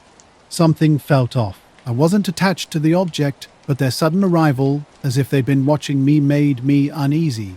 I demanded to see identification before handing anything over. They just stared, silent and unmoving, until I looked away. The passenger stepped forward, hand extended in a gesture that suggested I should simply comply. I refused, saying I'd contact the Coast Guard to verify the procedure. Their demeanor shifted immediately. The driver leaned in, speaking almost mechanically. "You didn't see this." "Understand." Before I could respond, the other man boarded my boat without permission. With practiced movements, he carefully untangled the metal object from my net and carried it back to their vessel, placing it gently on their hull's floor. I was angry but stayed silent. Their controlled, precise actions made my stomach churn. The fog seemed to swallow their boat as quickly as they'd appeared, their engine noise fading into grey silence. Something didn't add up. No lights on their boat, a violation of maritime regulations, especially in such thick fog. More suspiciously, they'd found me instantly, with no other vessels or aircraft in sight. The moment I pulled the object from my net, they were right there. My hands wouldn't stop shaking as I finished hauling my catch. I kept scanning the misty horizon, half expecting them to return. When I reached the harbor around noon, I decided I'd casually mention the encounter just to see if anyone else had a similar experience. I was hauling pallets out west on I-80 about 3 o'clock in the morning. May's night air was still cool, the sky clear. One of those stretches where you're totally alone. Just you and the road. The engine hummed, occasional headlights streaking past. I'd turned the radio off, letting road noise fill the truck's cab. Something strange happened around 15 miles east of Ottawa. A glow appeared ahead, hanging low over the highway, maybe 50 feet above the asphalt. At first I thought it was construction lighting, not moving, just suspended. When I slowed and leaned closer, I realized it wasn't a light tower. It was triangular, with 3 white points. Later that night, sitting in my truck's driveway and filling out my logbook, a car rolled slowly past the house. Not unusual for my small road, but something felt off. The car didn't continue driving. I idled at the lane's end, lights off, barely making out its shape. A dark sedan, with tinted windows. After about 30 seconds, it pulled away silently. I told myself I was just spooked from earlier, probably a lost tourist. But it happened again the next evening. Same time, same dark sedans, same slow crawl past the house, same pause before leaving. By the third night, I stayed inside with lights off, watching through the blinds. Right on cue, the car came. This time, 2 silhouettes sat in the front seats. They didn't exit, they didn't roll down windows, just parked, facing the house like they were waiting. When I tried to explain what happened that morning on the boat, the words stuck. How could I describe to strangers what I'd seen without sounding crazy? They'd appeared out of the fog so quickly, like they were tracking me, knowing exactly what I'd pull up before I did. I stopped going out alone on the boat staying closer to shore and running only a couple of nets before returning. I never saw the black boat again, never saw those men's faces clearly. But occasionally, usually late returning from the harbor, I'll notice a car in the rearview mirror that lingers just a bit too long before turning away. Months have passed and nothing else has happened. But I can't shake the memory of that morning, of how they seemed to be waiting just out of sight. Gnaw corner markers with a dim glow connected them. It was a sharp shape, unlike any plane I'd seen before. Completely still, I hovered. No sound, no wobble. My rig's headlights caught the underside briefly, revealing a metallic smooth surface, almost like polished stone. Heart pounding, I eased into the left lane. The road was empty, just me beneath this thing. As I passed underneath, my CB crackled with loud static, making me flinch. Dash lights flickered. Then I was through past it, checking the mirrors. The triangle didn't follow. It just sat there, hanging over the road, growing smaller in the distance with every second. For the rest of that run, my hands gripped the wheel tightly. I kept expecting something to reappear in the sky or mirrors, but nothing happened. I rolled into the service yard around 5 parked and stayed silent about the encounter. The next night at a truck stop outside Joliet, I was fueling up with my usual routine. Top off the tanks, grab a quick bite at the diner before the next leg. I was late again, close to 2 this time. The place was half empty, a few drivers, a tired-looking waitress, and the buzz of overhead lights. Sliding into a booth, I ordered coffee and eggs, setting my logbook on the table. That's when I noticed them. 2 men sitting directly across from me, maybe 12 feet away. Wore black suits, not wedding or funeral attire, but plain suits without sheen or wrinkles. White shirts, buttoned to the top, no ties, sitting perfectly straight, hands folded on the table. But they had no food, no coffee, no water, just sitting, watching. Not staring, obviously, but their heads angled just enough that I knew their eyes were on me. I tried to ignore them, focusing on my plate and logbook, but every time I looked up, they hadn't moved. No sip, no word to each other, just the same posture, same stillness. When the waitress brought my refill, I leaned toward her, half joking. "Those guys been sitting here long?" I asked quietly. She glanced over, then back at me. "Who?" I tilted my head, pointing to the booth across 2 men in suits. She gave me a look like I was messing with her, then shrugged. "Haven't seen anyone like that tonight. I saw them, but I didn't push it. I just nodded, stirred my coffee, and kept my head down. I was working the night shift at a distribution warehouse on the edge of town, a massive facility spanning about 3 acres with 15 loading bays and a small attached office block. My job was straightforward: watch monitors, log truck arrivals, and do occasional walkarounds. Most nights were dead quiet. This night was clear and cold, with wind kicking up occasionally, but nothing that triggered the motion sensors. Halfway through a cup of stale coffee, I glanced at camera 12, which covered the far corner of the southern yard. Only dim perimeter lights were visible. At first, I thought the image was glitching, but leaning closer, I saw a shape, not a truck, not anything I recognized, sitting low behind the far fence line near the trees. It wasn't casting shadows like it should. The thing was glowing faintly, not like a spotlight or headlight, but a soft, whitish light that seemed to pulse. I squinted, thinking maybe a neighbor had a weird lamp or something had reflected on the lens. But no, it was there, solid and motionless. I checked the other cameras, but nothing unusual appeared. Later that morning, I found myself driving through the night, my eyes flicking to the mirrors more often than usual. Every set of headlights behind me made me tense, but nothing followed. Nothing strange appeared in the sky. Parked at a rest area, I checked my logbook. The page I remembered writing looked untouched, clean as if I'd never put pen to it. Now, I don't fuel at that stop anymore, and when I see a triangle of lights in the sky, even far off, I keep my eyes on the road. Earlier that night, I'd been at a diner, eating quickly. 2 men sat in a nearby booth, hands folded, facing forward. As I left, neither looked at me, though I passed within arm's reach. Outside in the cool night air, heading to my truck, the lot was quiet, except for the rumble of an idling reefer unit. I glanced back at the diner windows. The booth was empty. I didn't see them leave. The door never chimed. No footsteps on the lot, no car pulling up. They were just gone. Back in my cab, I locked the doors and sat for a while, engine idling, staring across the fuel island, Something I couldn't shake crawled up my back, a tension that wouldn't go away. No, cameras 13 and 14 had blocked angles due to storage containers, but camera 12 captured everything perfectly. For a moment I considered grabbing my phone to take a picture of the monitor, but something held me back. I watched, frozen, for about half a minute. The glow seemed to shift or tilt, but without a sound. Even from a distance, any truck or machinery would have made noise. Then, in less time than a blink, it vanished. No fade, no movement, just gone. My gaze remained fixed on the empty yard when the front gate camera showed a dark van pulling up outside the security office. No logos, no readable plates. This was unusual.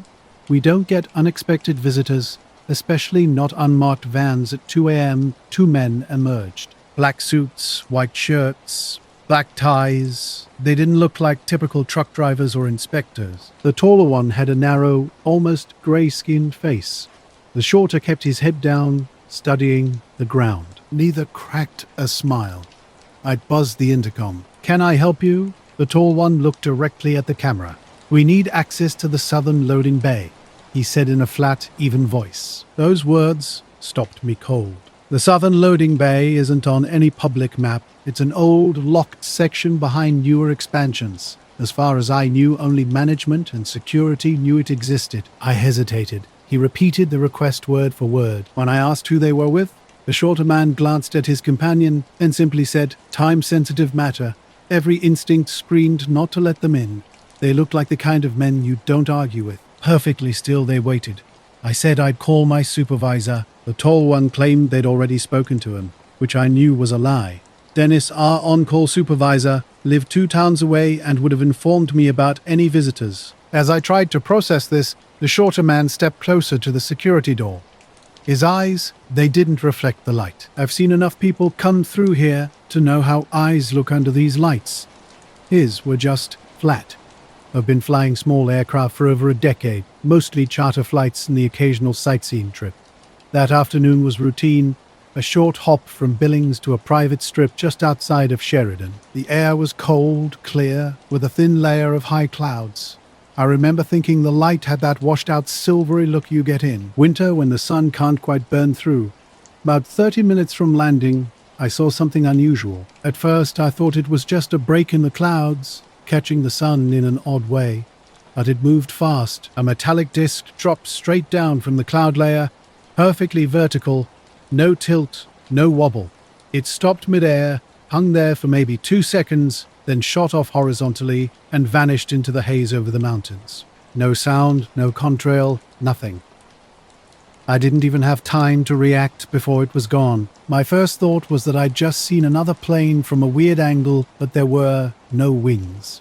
It was too smooth, too clean. I kept glancing at my instruments, half expecting something to go haywire, but everything stayed normal. I landed without incident and taxied toward the hangar. That's when I noticed them, 2 men standing just inside the shadow of the building.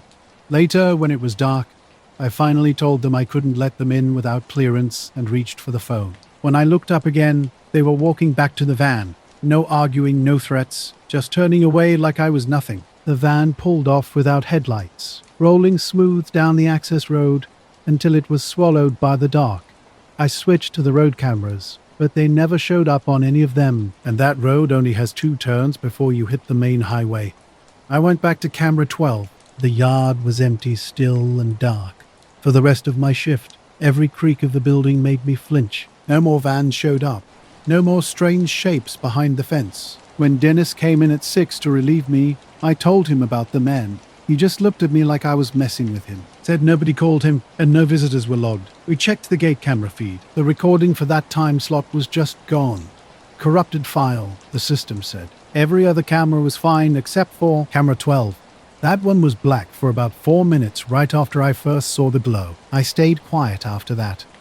Didn't mention the details to anyone else. But sometimes when I'm out in the lot at night, I catch myself glancing toward that far corner, half expecting to see that pale light again pulsing in the dark. 2 men stood waiting as I shut down my engine and climbed out. They wore identical black suits and white shirts with dark ties, no coats despite the chilly 25°C temperature. One was tall and lean, the other shorter and broader-shouldered, Both appeared pale, as if they hadn't seen sunlight in months. They didn't immediately approach me. The taller one finally stepped forward, speaking in a flat, almost mechanical voice. "Mr. Harlan," he said. When I nodded, the shorter man added, "We'd like a moment of your time." He held a clipboard with several papers attached. "We understand you observed an aerial anomaly on your approach," he stated. I froze. I hadn't reported anything to anyone. I hadn't even decided what to call what I'd seen. "I saw something," I said cautiously, "not sure what." "That's why we're here," the taller one replied. "This is standard procedure for atmospheric interference reports in controlled airspace." He handed me a pen and flipped the clipboard toward me. The form was filled with small, dense text. I caught glimpses of phrases like atmospheric interference and no threat to flight safety. They wanted me to sign, confirming whatever I'd seen was a known atmospheric effect. No mention of aircraft, no mention of anything unidentified. I hesitated. "Who are you with?" I asked. "Federal jurisdiction," the shorter man responded, as if that explained everything. "Which agency?" I pressed. He simply repeated, "Federal jurisdiction." The wind increased, rattling the hangar doors. I noticed the airstrip was completely empty. No one handled my arrival. The fuel truck sat unmanned. Something felt off. "I don't feel comfortable signing something I don't understand," I said. "You did see atmospheric interference." The taller one interrupted. It wasn't a question. His voice remained steady but carried an unsettling weight. "I saw a metallic object," I said slowly. The shorter man stepped closer, unnervingly close. I could see tiny flecks in his irises, though they looked strange, too uniform, almost grey. "The object you saw was not metallic," he stated firmly. "It was atmospheric interference." I glanced toward the terminal building, hoping someone might emerge, but the windows were dark. Only then did I realize I hadn't heard another engine or voice since landing. I was out on the edge of town one evening chasing storms. My name is Lena Ortiz, and I'm a photographer obsessed with capturing lightning. It's a niche pursuit, but there's something about that raw energy cutting through the sky that pulls me in. That night was humid and still right before a thunderstorm rolled in over the power lines just outside the city limits. I'd set up near a dirt road where the pylons stretch in a long line across an open field, a spot I'd been to before, but something felt different this time. The air was thick, like you could cut it with a knife. A strange quiet hung everywhere. No crickets, no wind rustling the grass. Just this heavy silence. I was watching the clouds darken, camera ready, waiting for a good strike. Suddenly a bolt lit up the sky, sharp and close, and I snapped a photo. When I lowered the camera, expecting to check the shot and wait for the next strike, something caught my eye. Between two of the pylons, there was this dark shape, almost like a silhouette flickering in and out of view for just a second. It was perfectly round, like a disc, but it wasn't glowing or flashing. Just there, shifting like a shadow slipping between.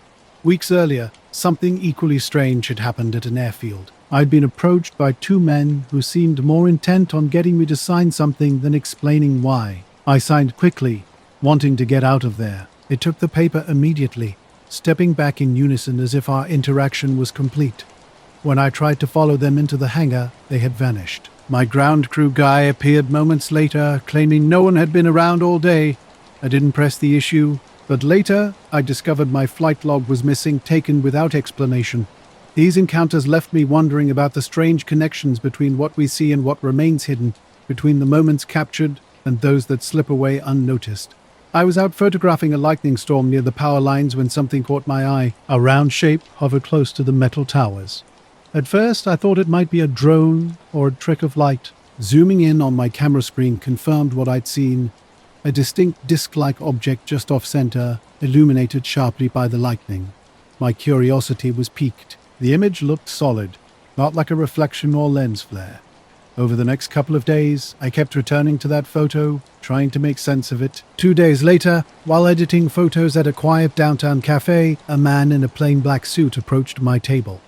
Without introduction, he sat down and spoke directly. "I see you've been photographing the storm near the pylons," he said with an unsettling calmness. Before I could respond, he grabbed my laptop and printed a black and white copy of the mysterious disc. He slid the print across the table. "If you decide to share this image, consider framing it differently," he advised, staring intensely. Then, as quickly as he'd appeared, he vanished. Looking closer at the print, I noticed something strange. Subtle distortions around the object, as if the air was bending or shimmering. Weird things started happening afterward. My phone would drop calls unexpectedly. GPS glitches showed me in locations I'd never been. I began noticing men in black clothes watching me from crowd edges, never approaching, but definitely present. Determined to understand what I'd witnessed, I returned to the storm site, hoping to capture another glimpse of the mysterious phenomenon. The wind had picked up. I stopped sharing any photos of the storm. I deleted the images from my camera and phone, yet I kept wondering who that man was and why he cared about the photo. I set up my camera and waited. Lightning flashed, and for a moment I thought I saw that disc again, flickering just beyond the pylons, but when I raised my camera, it was gone. I left quicker than usual and got back home feeling tense. The next morning, I found a small envelope slipped under my door. Inside was a Polaroid, an instant photo of my apartment window taken from the outside. The image was grainy, but I could make out my reflection in the glass. And behind me, just a faint shadow that looked like a man in a suit. There was no note, just the photo. Weeks went by, and the men in black never directly confronted me again, but I could feel their eyes whenever I stepped outside. The strange glitches persisted. I kept shooting storms, always hoping to catch a glimpse of the disc or figure out what it was, but it never appeared again. I guess some things don't want to be seen, and some pictures aren't meant to be shared as they are. It was around 3:10 a.m. on a Thursday. I remember that, because my shift at Brook Hill Medical runs from 7 p.m. to 7 a.m., and we always restock crash carts at 3. That night had been unusually quiet. No new admits since midnight. I was sitting at the nurse's station in ICU 3, catching up on charting when I noticed the hallway lights flicker. Not all of them, just the row that runs past room 314 to the fire exit. It was a short buzz, and then back to normal. I didn't think much of it at first. This building's old. The ICU is on the 5th floor, and we get occasional surges from the HVAC systems kicking in. But maybe 10 minutes later, the flickering came back, longer this time, like a slow dimming fading in and out. And I heard this faint clicking sound, almost like the hum you get when you stand under a transformer. I walked toward the fire exit to check if one of the bulbs was going bad. As I passed room 314, I noticed the blinds on the double doors were open. Mr. Garza was in here, one of our long-term patients, intubated, sedated, not conscious, but he was moving. He had one hand raised like he was reaching toward the ceiling, eyes still shut. The monitors weren't alarming, nothing out of normal. I stood there and watched his hands slowly fall back to the bed. Then I saw movement through the window behind him. A small, gravel-covered rooftop stretched beyond the side of the unit. Only maintenance personnel were allowed access, and it was dotted with vent hoods and large metal HVAC units. During daytime shifts, housekeeping occasionally propped open the door while airing out the linen room. At night, the area remained dark. Something felt off. A flicker of movement caught my eye behind the vent stacks, a tall, narrow shape standing unnaturally still. I initially thought it might be security doing rounds, but we never station anyone up here without reason. Moving closer to the window, I couldn't make out a face, but the silhouette was clear. It wasn't crouching or walking. Instead, it stood perfectly upright, backlit by city lights reflecting off the cloud cover. The figure's head was slightly tilted, arms hanging too straight, like a mannequin frozen in place. The lights flickered again, more intensely this time. When they fully restored, the shape had vanished. I radioed the front desk, asking if anyone was on the roof. They confirmed no one was present and reported the access hatch remained locked from the inside. I chose not to report what I'd seen, dismissing it as a potential shadow or hallucination from too many night shifts. An uneasiness settled in. That part of the unit felt noticeably colder. Even other nurses later joked about ghosts in the vents, though I didn't find humor in their comments. As my shift ended, I headed to the break room to clock out. Halfway there, a man near the vending machines caught my attention. He was out of place, wearing a pressed black suit, pale and immaculately groomed, like he'd stepped from a fashion catalogue. No badge, no scrubs, not resembling a representative, doctor or security personnel. He stood facing the elevators, a slim black folder tucked under his arm. Something about him made my stomach churn. As I walked past, he stepped forward and spoke my full name, not excuse me, but as if he already knew me. When he handed me the folder, I found a single page printed on plain white paper. The typed statement described an anomalous rooftop event witnessed between 2:45 a.m. and 3:30 a.m. on April 11th, with me listed as the witness. She seemed puzzled and said she didn't know about any internal reviews or rooftop incidents, noting that all hospital forms go through admin. She took the folder and promised to follow up. The next night, she told me the folder was empty when she opened it again. I haven't seen the man since, but occasionally when I take the supply elevator near the West Wing, I get the feeling someone's watching from behind the old access door to the roof. The lights still flicker in the same hallway at the same time. The encounter began when a man presented me with a document to sign. He agreed I should not discuss any visual or auditory phenomena observed during a window with hospital staff, patients, media, or law enforcement. There was a line for my signature and a space for date and time. When I asked what it was for, he said it was for the hospital's internal review and would not go on my employment record. He strongly advised my cooperation. His voice was flat, with no trace of an accent, but the words sounded overly formal, like someone reading a script translated into English. I noticed his tie pin had an unfamiliar symbol, a circle with a line through it, not a brand logo. I told him I wouldn't sign anything without a supervisor present. He didn't respond, just stood holding the folder, not blinking. After about 15 seconds, the elevator dinged behind him, and 2 exits stepped out. The man in the suit turned and walked away without another word. I watched him go down the hall toward the old records room, then turn a corner and disappear. I was driving back from a storm chase about an hour outside of Amarillo, Texas, as the sun dipped below the horizon. The sky had been wild all day, thunderheads stacking up, lightning ripping through clouds, with a heavy smell of rain and ozone in the air. I'm Rachel, a storm photographer who's been freelancing for years, selling shots to weather sites and magazines. It's not a glamorous life, mostly cold nights on a folding chair and freezing fingers. But when you catch something rare, it's worth it. That day was different. While setting up near Dirt Road off Highway 287, I noticed something odd through my long telephoto lens. My camera gear was packed tight in the truck bed, lenses cleaned and ready for the next round. The storm was breaking up, so I figured it was time to head home. While watching a storm, I noticed something weird. A strange metallic shape darted through the clouds, moving in a way that didn't look like any aircraft or bird. It slipped silently between storm cells, leaving no trail. I quickly grabbed my camera and snapped several shots, adjusting settings to capture this bizarre object. The disc-like form vanished almost instantly, but when I reviewed my photos, it was there, a dark, metallic shape catching the last rays of sunlight.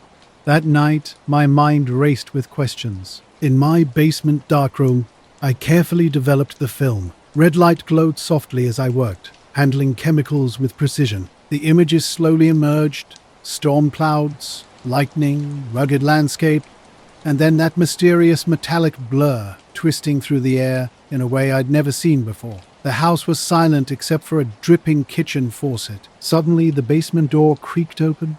No footsteps, no warning.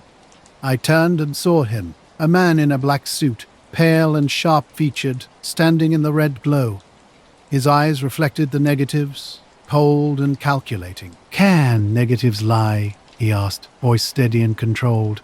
He moved closer, hands folded, examining the contact sheets pinned to the wall. "You've captured something people aren't meant to see," he said. I felt trapped. Who was this man? His smile didn't reach his eyes, just a polite, authoritative presence suggesting he was accustomed to getting his way. But I wasn't about to let him take my film.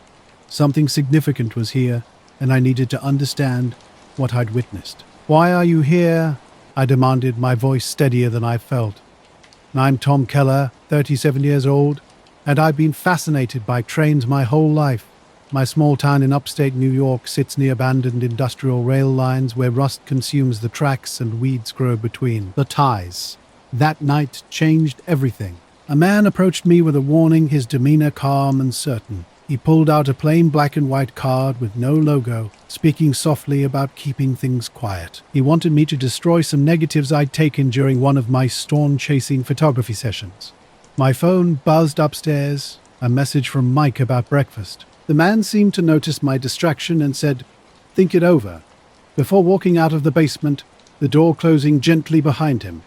In the days that followed, strange occurrences began to unsettle me. My camera gear would be subtly repositioned when I was certain I'd left it untouched. Phone calls would drop or fill with static in certain house areas. Soft footsteps outside my windows at night would vanish when I looked. Who would believe me if I reported this? A mysterious man demanding I erase evidence sounds completely insane. So I kept silent. One night, I discovered something extraordinary. The metallic object in my negatives had disappeared completely, not faded or damaged, but entirely missing. Checking my digital camera backups confirmed the same inexplicable absence. I still keep the developed photos, the card and my camera in a box under my bed. When storm clouds gather and the wind is right, I wonder about chasing storms again. But something about that night and the man's question always holds me back. Maybe negatives can lie, or maybe some things are better left unseen. The abandoned railroad track through the woods near the old quarry had always been a quiet spot, perfect for early morning photography. This particular fall morning was no different, dark and misty, with a soft blue-grey light beginning to emerge on the eastern horizon. The air was crisp and damp, filled with the earthy smell of wet leaves and moss. As I walked down the tracks, my boots crunching on the gravel, the silence was absolute. Then, about 100 yards ahead, something caught my eye that definitely didn't belong. Sitting right on the tracks was a craft unlike anything I'd ever seen before. It resembled a wingless airplane, but smaller, perhaps the size of a large car. Its surface was smoother than brushed metal, with no visible rivets or seams, blending almost perfectly with the surrounding mist. I stood frozen, my camera raised, trying to capture this strange object. The shape was angular and seemed designed for sliding or hovering rather than rolling. Before I could move closer, a sound interrupted my concentration. A faint engine hum in the distance. A black sedan appeared at the edge of the trees near the track entrance. The driver, a tall man in his late 40s, stepped out. Dressed in an expensive charcoal suit without a tie, he approached me with an emotionless expression. His words were direct and cryptic. "Tracks lead to places you don't belong." When I hesitated, seeking clarification, he gestured toward the craft and then to the ground. His tone made it clear this was not a place for casual visitors. Something about his demeanor suggested this was more than a routine encounter. Without further explanation, he made it abundantly clear that I should not touch or investigate anything in this area.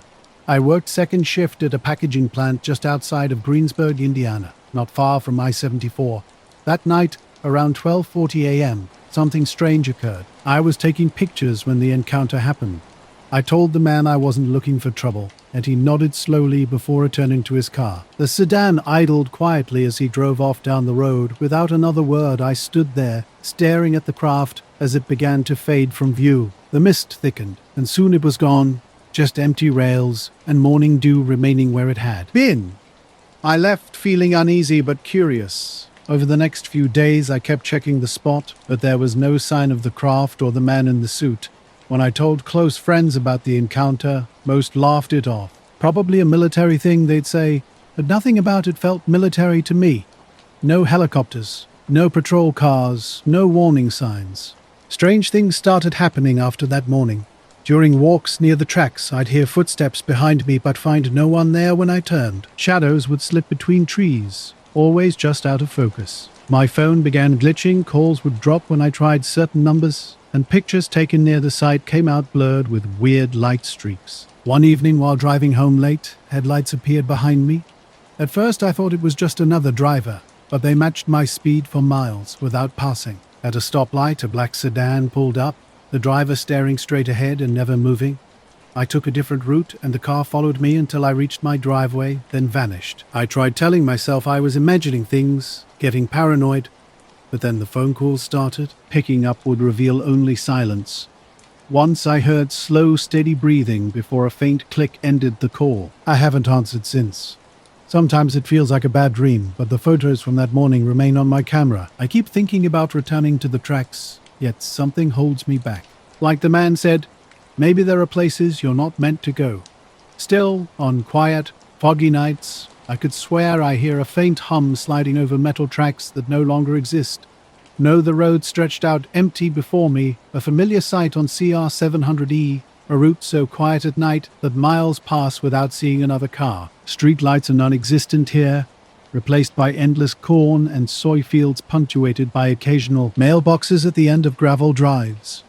My gas station coffee was nearly finished when the radio started acting strange. It wasn't static, just cutting out completely, dropping silent for 2 or 3 seconds before popping back mid-sentence. I tried switching stations, but the issue persisted. Then my headlights dimmed, reducing to about half brightness before returning to normal. Something made me slow down. Off to the left side of the road, about a quarter mile ahead, something hung motionless in the air. This wasn't a plane. Near an old, half-claffed barn with a rusted roof, a structure I'd passed hundreds of times before, hung an object that didn't immediately make sense. It was massive, blocking out the stars. No lights, no sound, just a black void suspended in the sky, maybe 50 feet off the ground.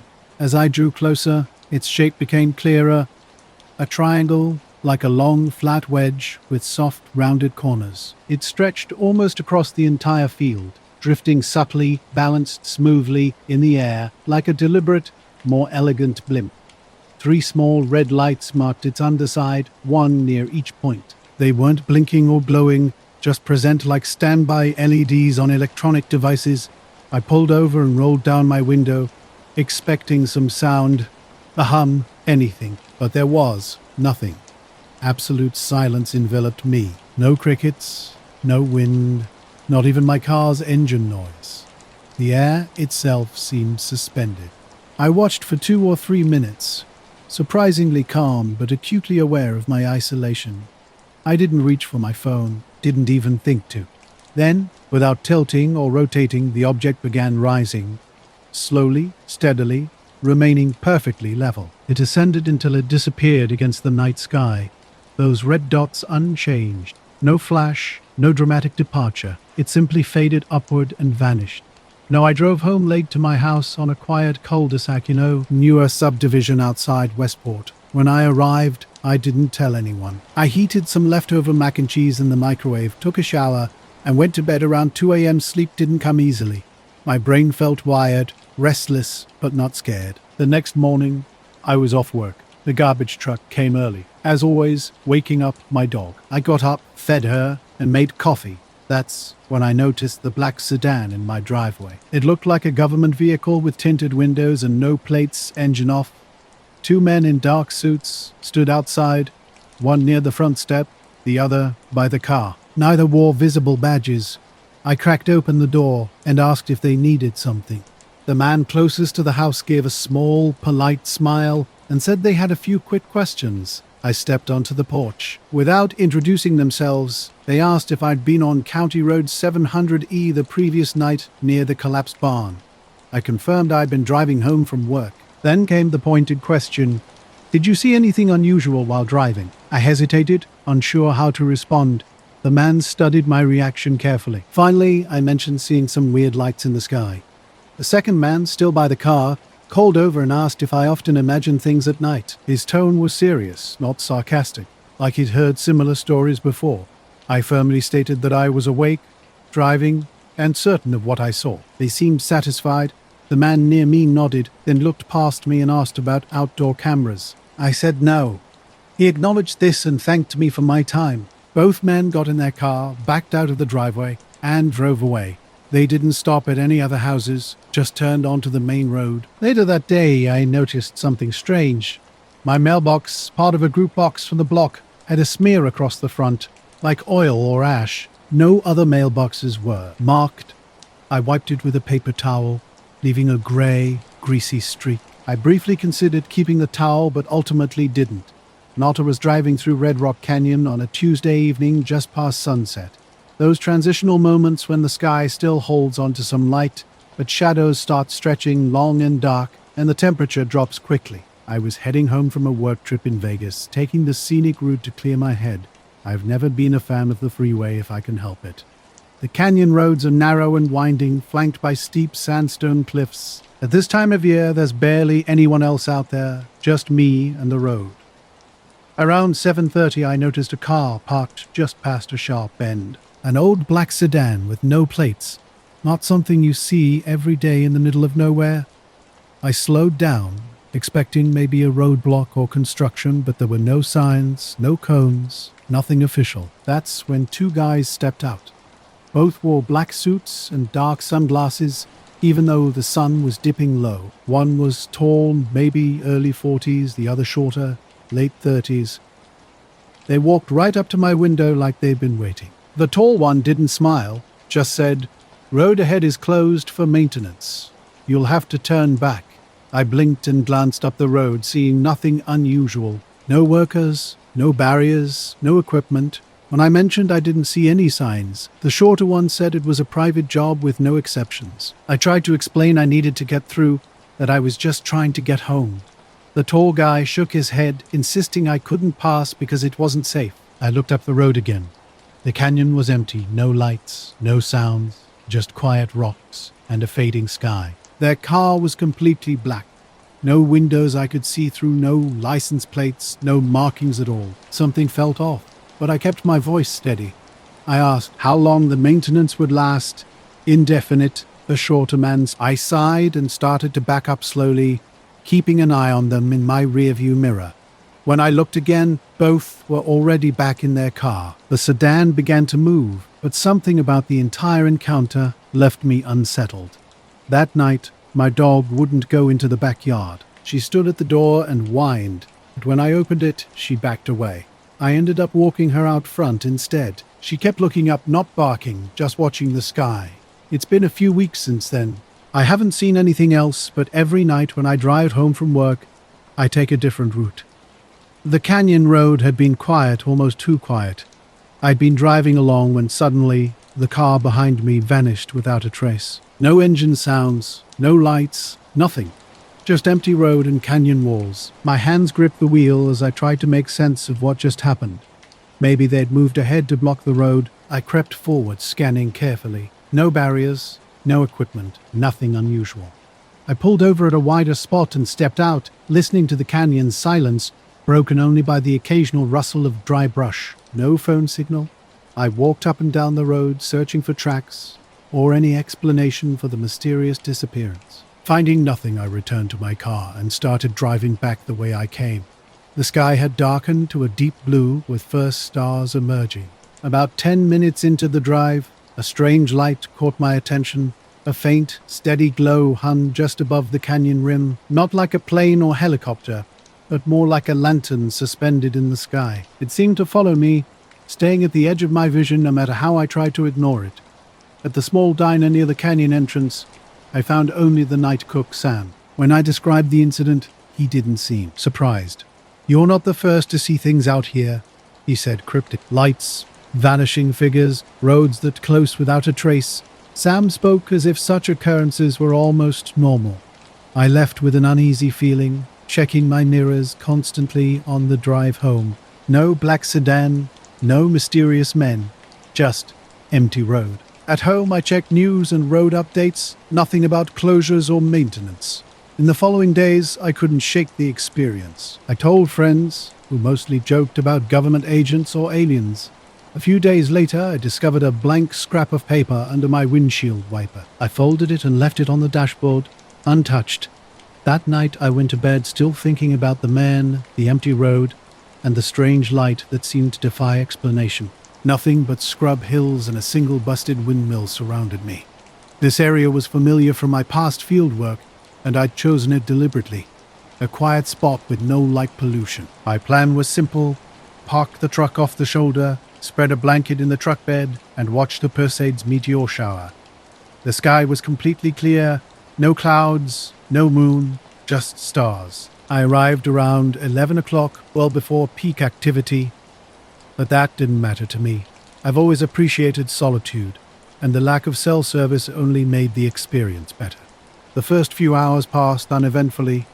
I dozed off around 12:30, and when I woke just after 2 a.m., the sky was lit up. I grabbed my camera, set up a basic tripod in the truck bed, and started taking long exposure shots. Sometime past 3, something caught my attention on the road behind me. Initially, I thought it was the tripod's shadow, but it didn't move when I did. A figure stood dead center on the road about 50 feet back.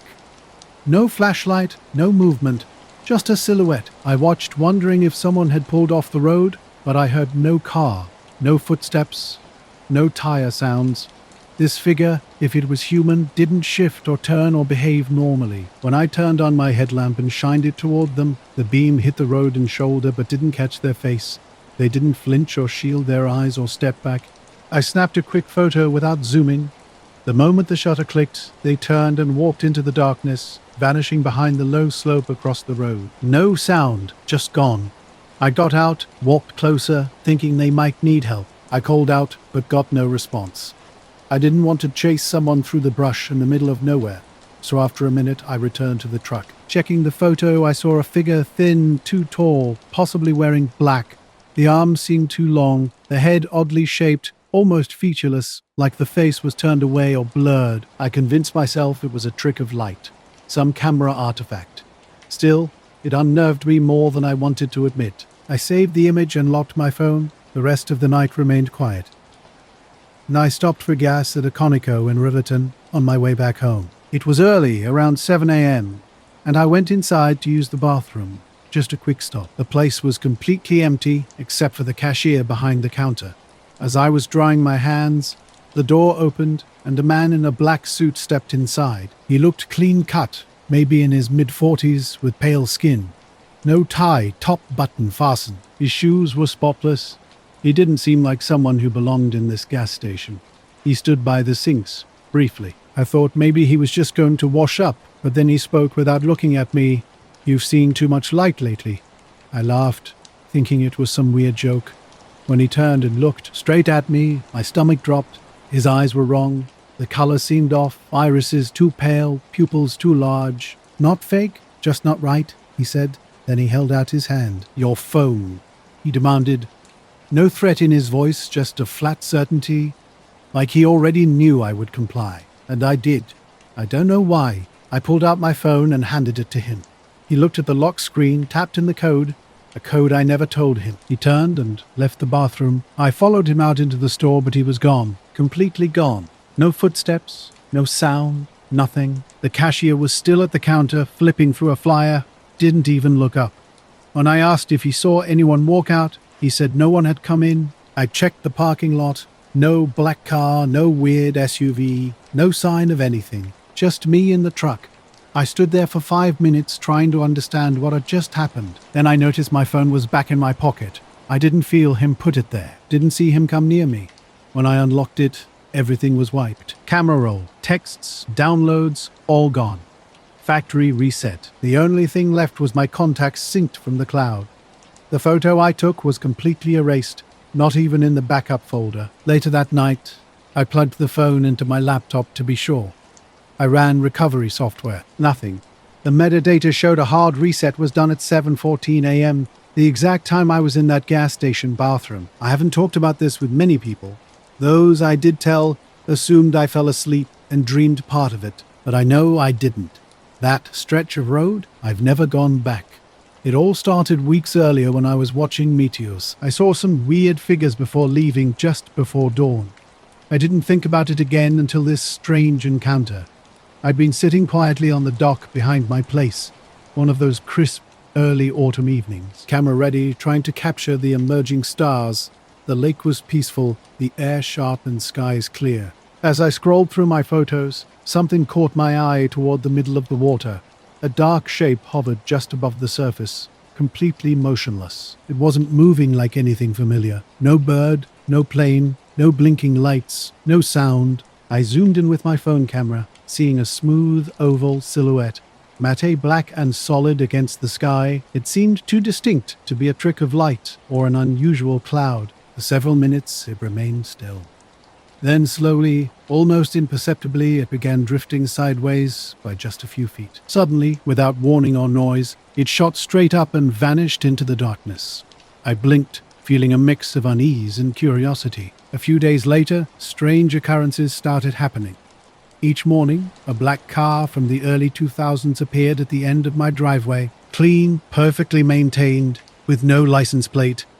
Oddly, there were no tire tracks or footprints around it. The gravel looked untouched, as if the car had materialized overnight. I checked the vehicle multiple times. Empty.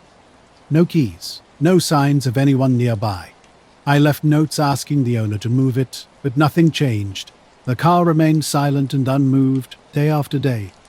Then one evening, while sitting on my porch after dinner, I heard footsteps on the gravel. Looking up, I saw a man in a neat, unremarkable black suit standing near the driveway's end. The car kept appearing every morning, but the man never returned after that night on the porch. I'd first noticed him standing silently under the streetlight, watching me without a word.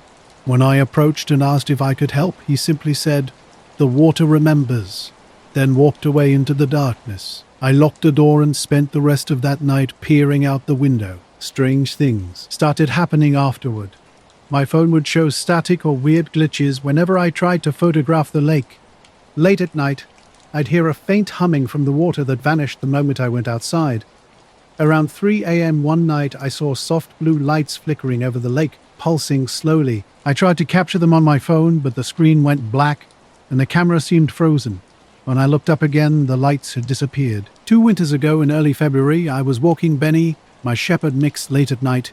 We live in a quiet Spokane Valley neighborhood near Pines and 16th, just ranch-style houses and older trees with little nighttime traffic. Around 12:45 a.m., we were returning home when Benny suddenly stopped and stared straight up.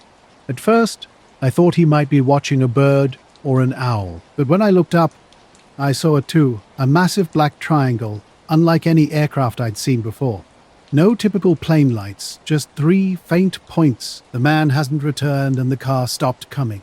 Yet something lingers, that unsettling feeling of being watched when I'm near the water, like something waits just beneath the surface. His words repeat endlessly in my mind. The water remembers, like one of white corners. I moved with an eerie slowness that defied my body's normal capabilities. Everything was silent, no engine sounds, no wind, just a weightless gliding sensation. Something passed overhead, maybe a couple 100 feet up. The world seemed to dim around me. Sound itself felt muted. I couldn't hear my own footsteps or even the dog's breathing. It was like someone had turned down the volume of reality. Benny didn't bark. He simply sat and stared until whatever it was disappeared behind the northern trees. When I checked my phone to take a photo, the screen was frozen. It wouldn't swipe, and only started working about 30 seconds after the star object vanished. I didn't mention this to anyone, assuming it was likely a military drone or just one of those strange moments you quickly forget. 2 days later, things got weird. On a Tuesday night, I woke up suddenly, that sharp, inexplicable awakening that sometimes happens for no reason. Walking past the living room window, I noticed headlights across the street. A black car idled in front of the Wilkins place. Older model sedan, chrome rims, lights on but not bright. At exactly 3:17 a.m. the headlights flashed, a short, slow fade. Not high beams, just a subtle signal. Then the car drove away smoothly, turning the corner and vanishing quietly. I went back to bed chalking it up to a strange occurrence. But the next night, same thing, 3:17 a.m. precisely. Flash, then gone. This repeated night after night. Always the same car, always the same time. Always one single headlight flash. The car never parked in exactly the same spot.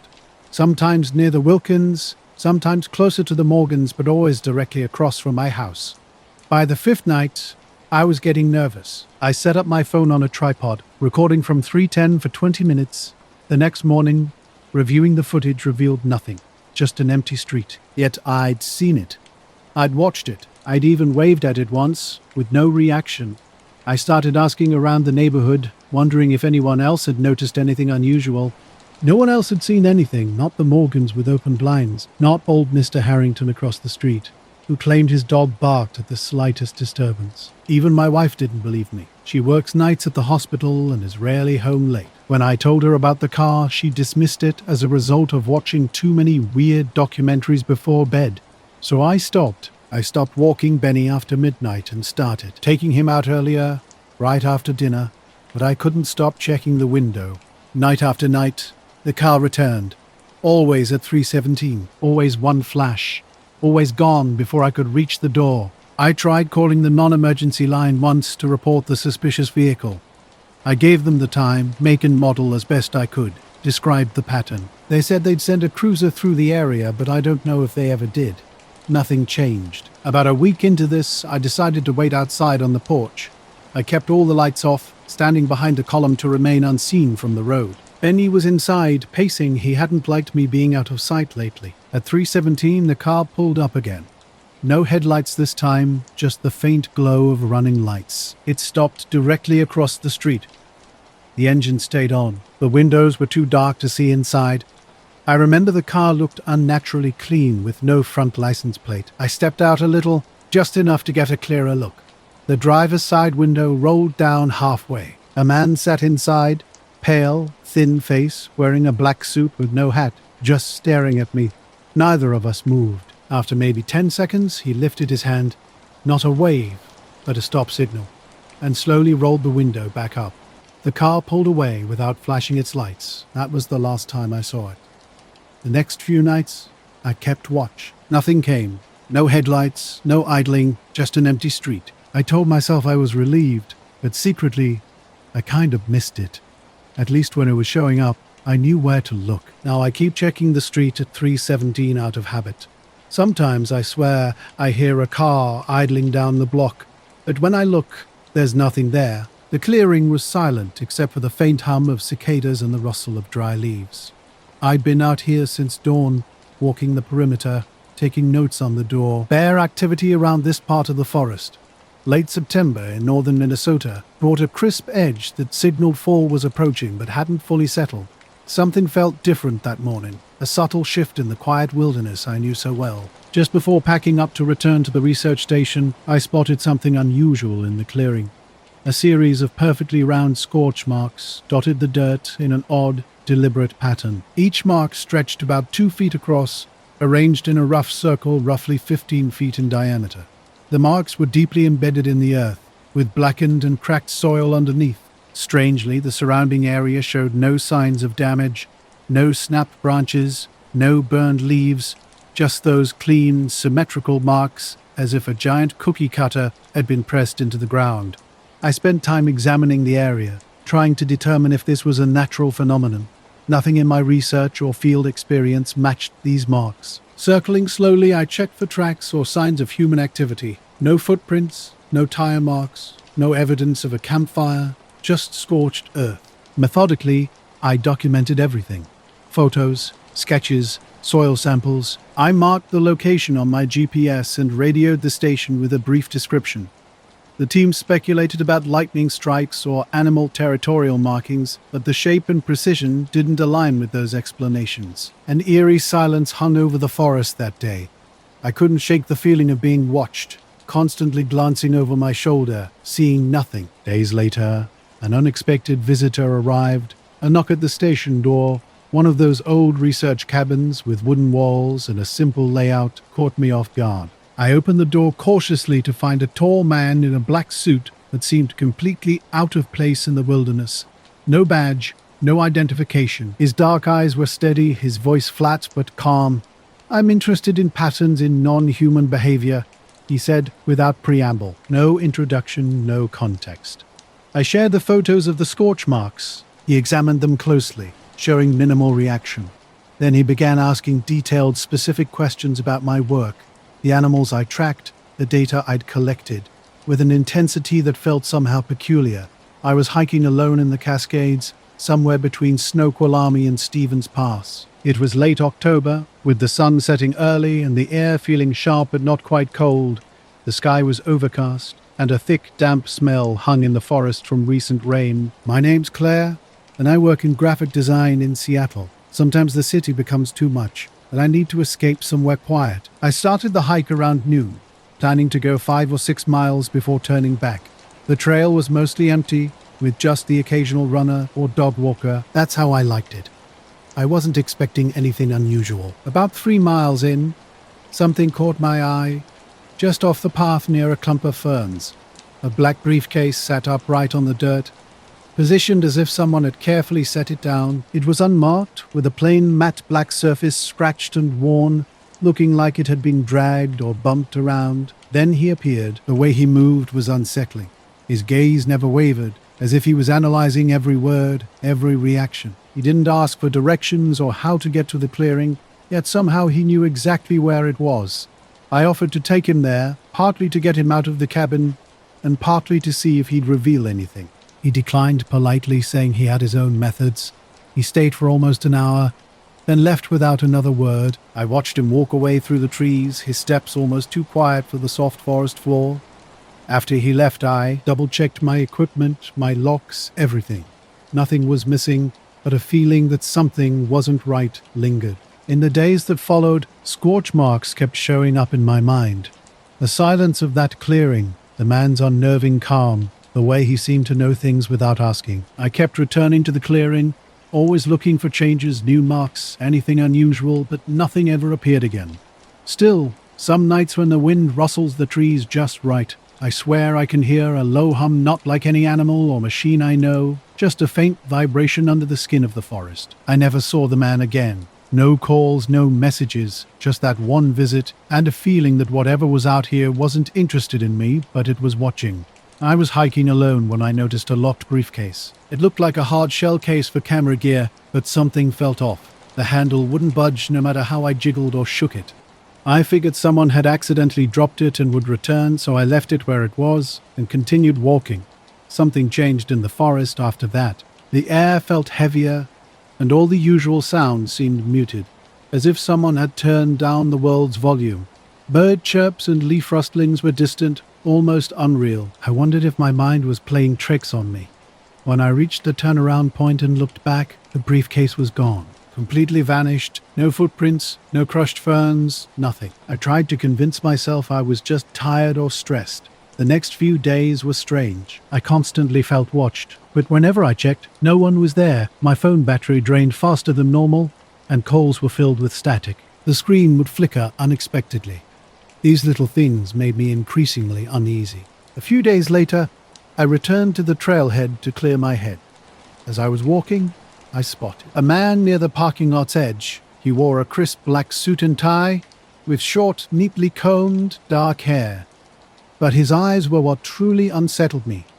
They were completely hollow, like empty sockets, with nothing behind them. The man stood motionless, watching me start down the trail. When I looked back, hoping he might speak, he simply turned and walked away, his footsteps eerily quiet on the gravel. I couldn't shake the feeling that the mysterious briefcase and this strange man were somehow connected. On my next hike, I carefully searched the spot where the briefcase had been, but found absolutely no trace or disturbance. And the man, I never saw him again.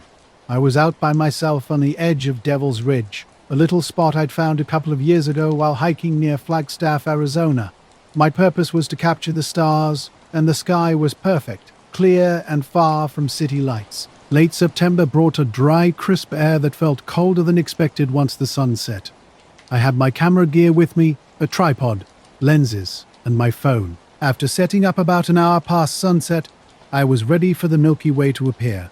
The place was silent, interrupted only by occasional wind whistling through scrub and pine needles. I was deep in concentration, adjusting aperture and checking exposure, focused on capturing the stunning, star-filled sky. That's when something caught my attention. Out of the corner of my eye, on the ridge across the small valley, a figure stood completely motionless, like a statue, silhouetted against the stars, dressed entirely in black. It had no discernible features. I assumed it was another late-night hiker or photographer, though the spot was remarkably remote. I called out softly, "Hey, you okay over here?" No response. I tried again, louder. Nothing. Then, abruptly, the figure vanished. Not walking away or hiding, but simply disappearing, as if someone had switched it off. I blinked and looked twice, but nothing remained. Unease mixed with curiosity. I was alone and isolated, so I rationalized it as a trick of darkness, light, or imagination. Returning to my camera, I tried to refocus on the stars, but my hands trembled slightly. Minutes later, My phone rang. An unrecognized number displayed a string of random digits. Something compelled me to answer. Sometimes when I'm alone, I catch a glimpse of someone standing just beyond the edge of my vision. Someone in a black suit with those same empty eyes. I keep thinking about the briefcase. What was inside? Why was it here? And why did it disappear? I have no answers. Just this strange feeling that something was watching, waiting, or maybe trying to send a message in a way I can't understand. An unsettling feeling followed me, like invisible eyes tracking my every move. Sometimes my phone would light up with mysterious calls from unknown numbers. When I answered, only silence greeted me. That first night started with a distorted phone call. The voice was low, cold. I said one thing, "We're watching," then the line went dead. I stared at the phone, my heart racing as the cold air seemed to grow colder around me. I wasn't sure whether to leave or stay and unravel the mystery. I told myself it might be a prank or technical glitch, but the voice didn't sound like a joke. So I decided to drive home, taking a long route through winding desert roads. The radio crackled with static, and the night felt alive with shifting shadows. Multiple times while driving, I caught glimpses of headlights in my rearview mirror. But whenever I looked directly, nothing was there. By the time I reached home, I was exhausted and jittery. I checked my phone. No missed calls. No texts. Was normal, no unusual apps running. The next day, I returned to the ridge with friends. We searched for footprints or signs of disturbance, but found nothing. The rocks and dirt were undisturbed. That night, looking out my bedroom window, I saw a shadow slipping between trees across the street.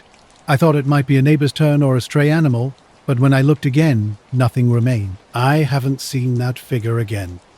But the quiet pressure of being watched never truly leaves me. What it means or who that figure was, I still don't know. Under the vast night sky, a hidden presence stirred.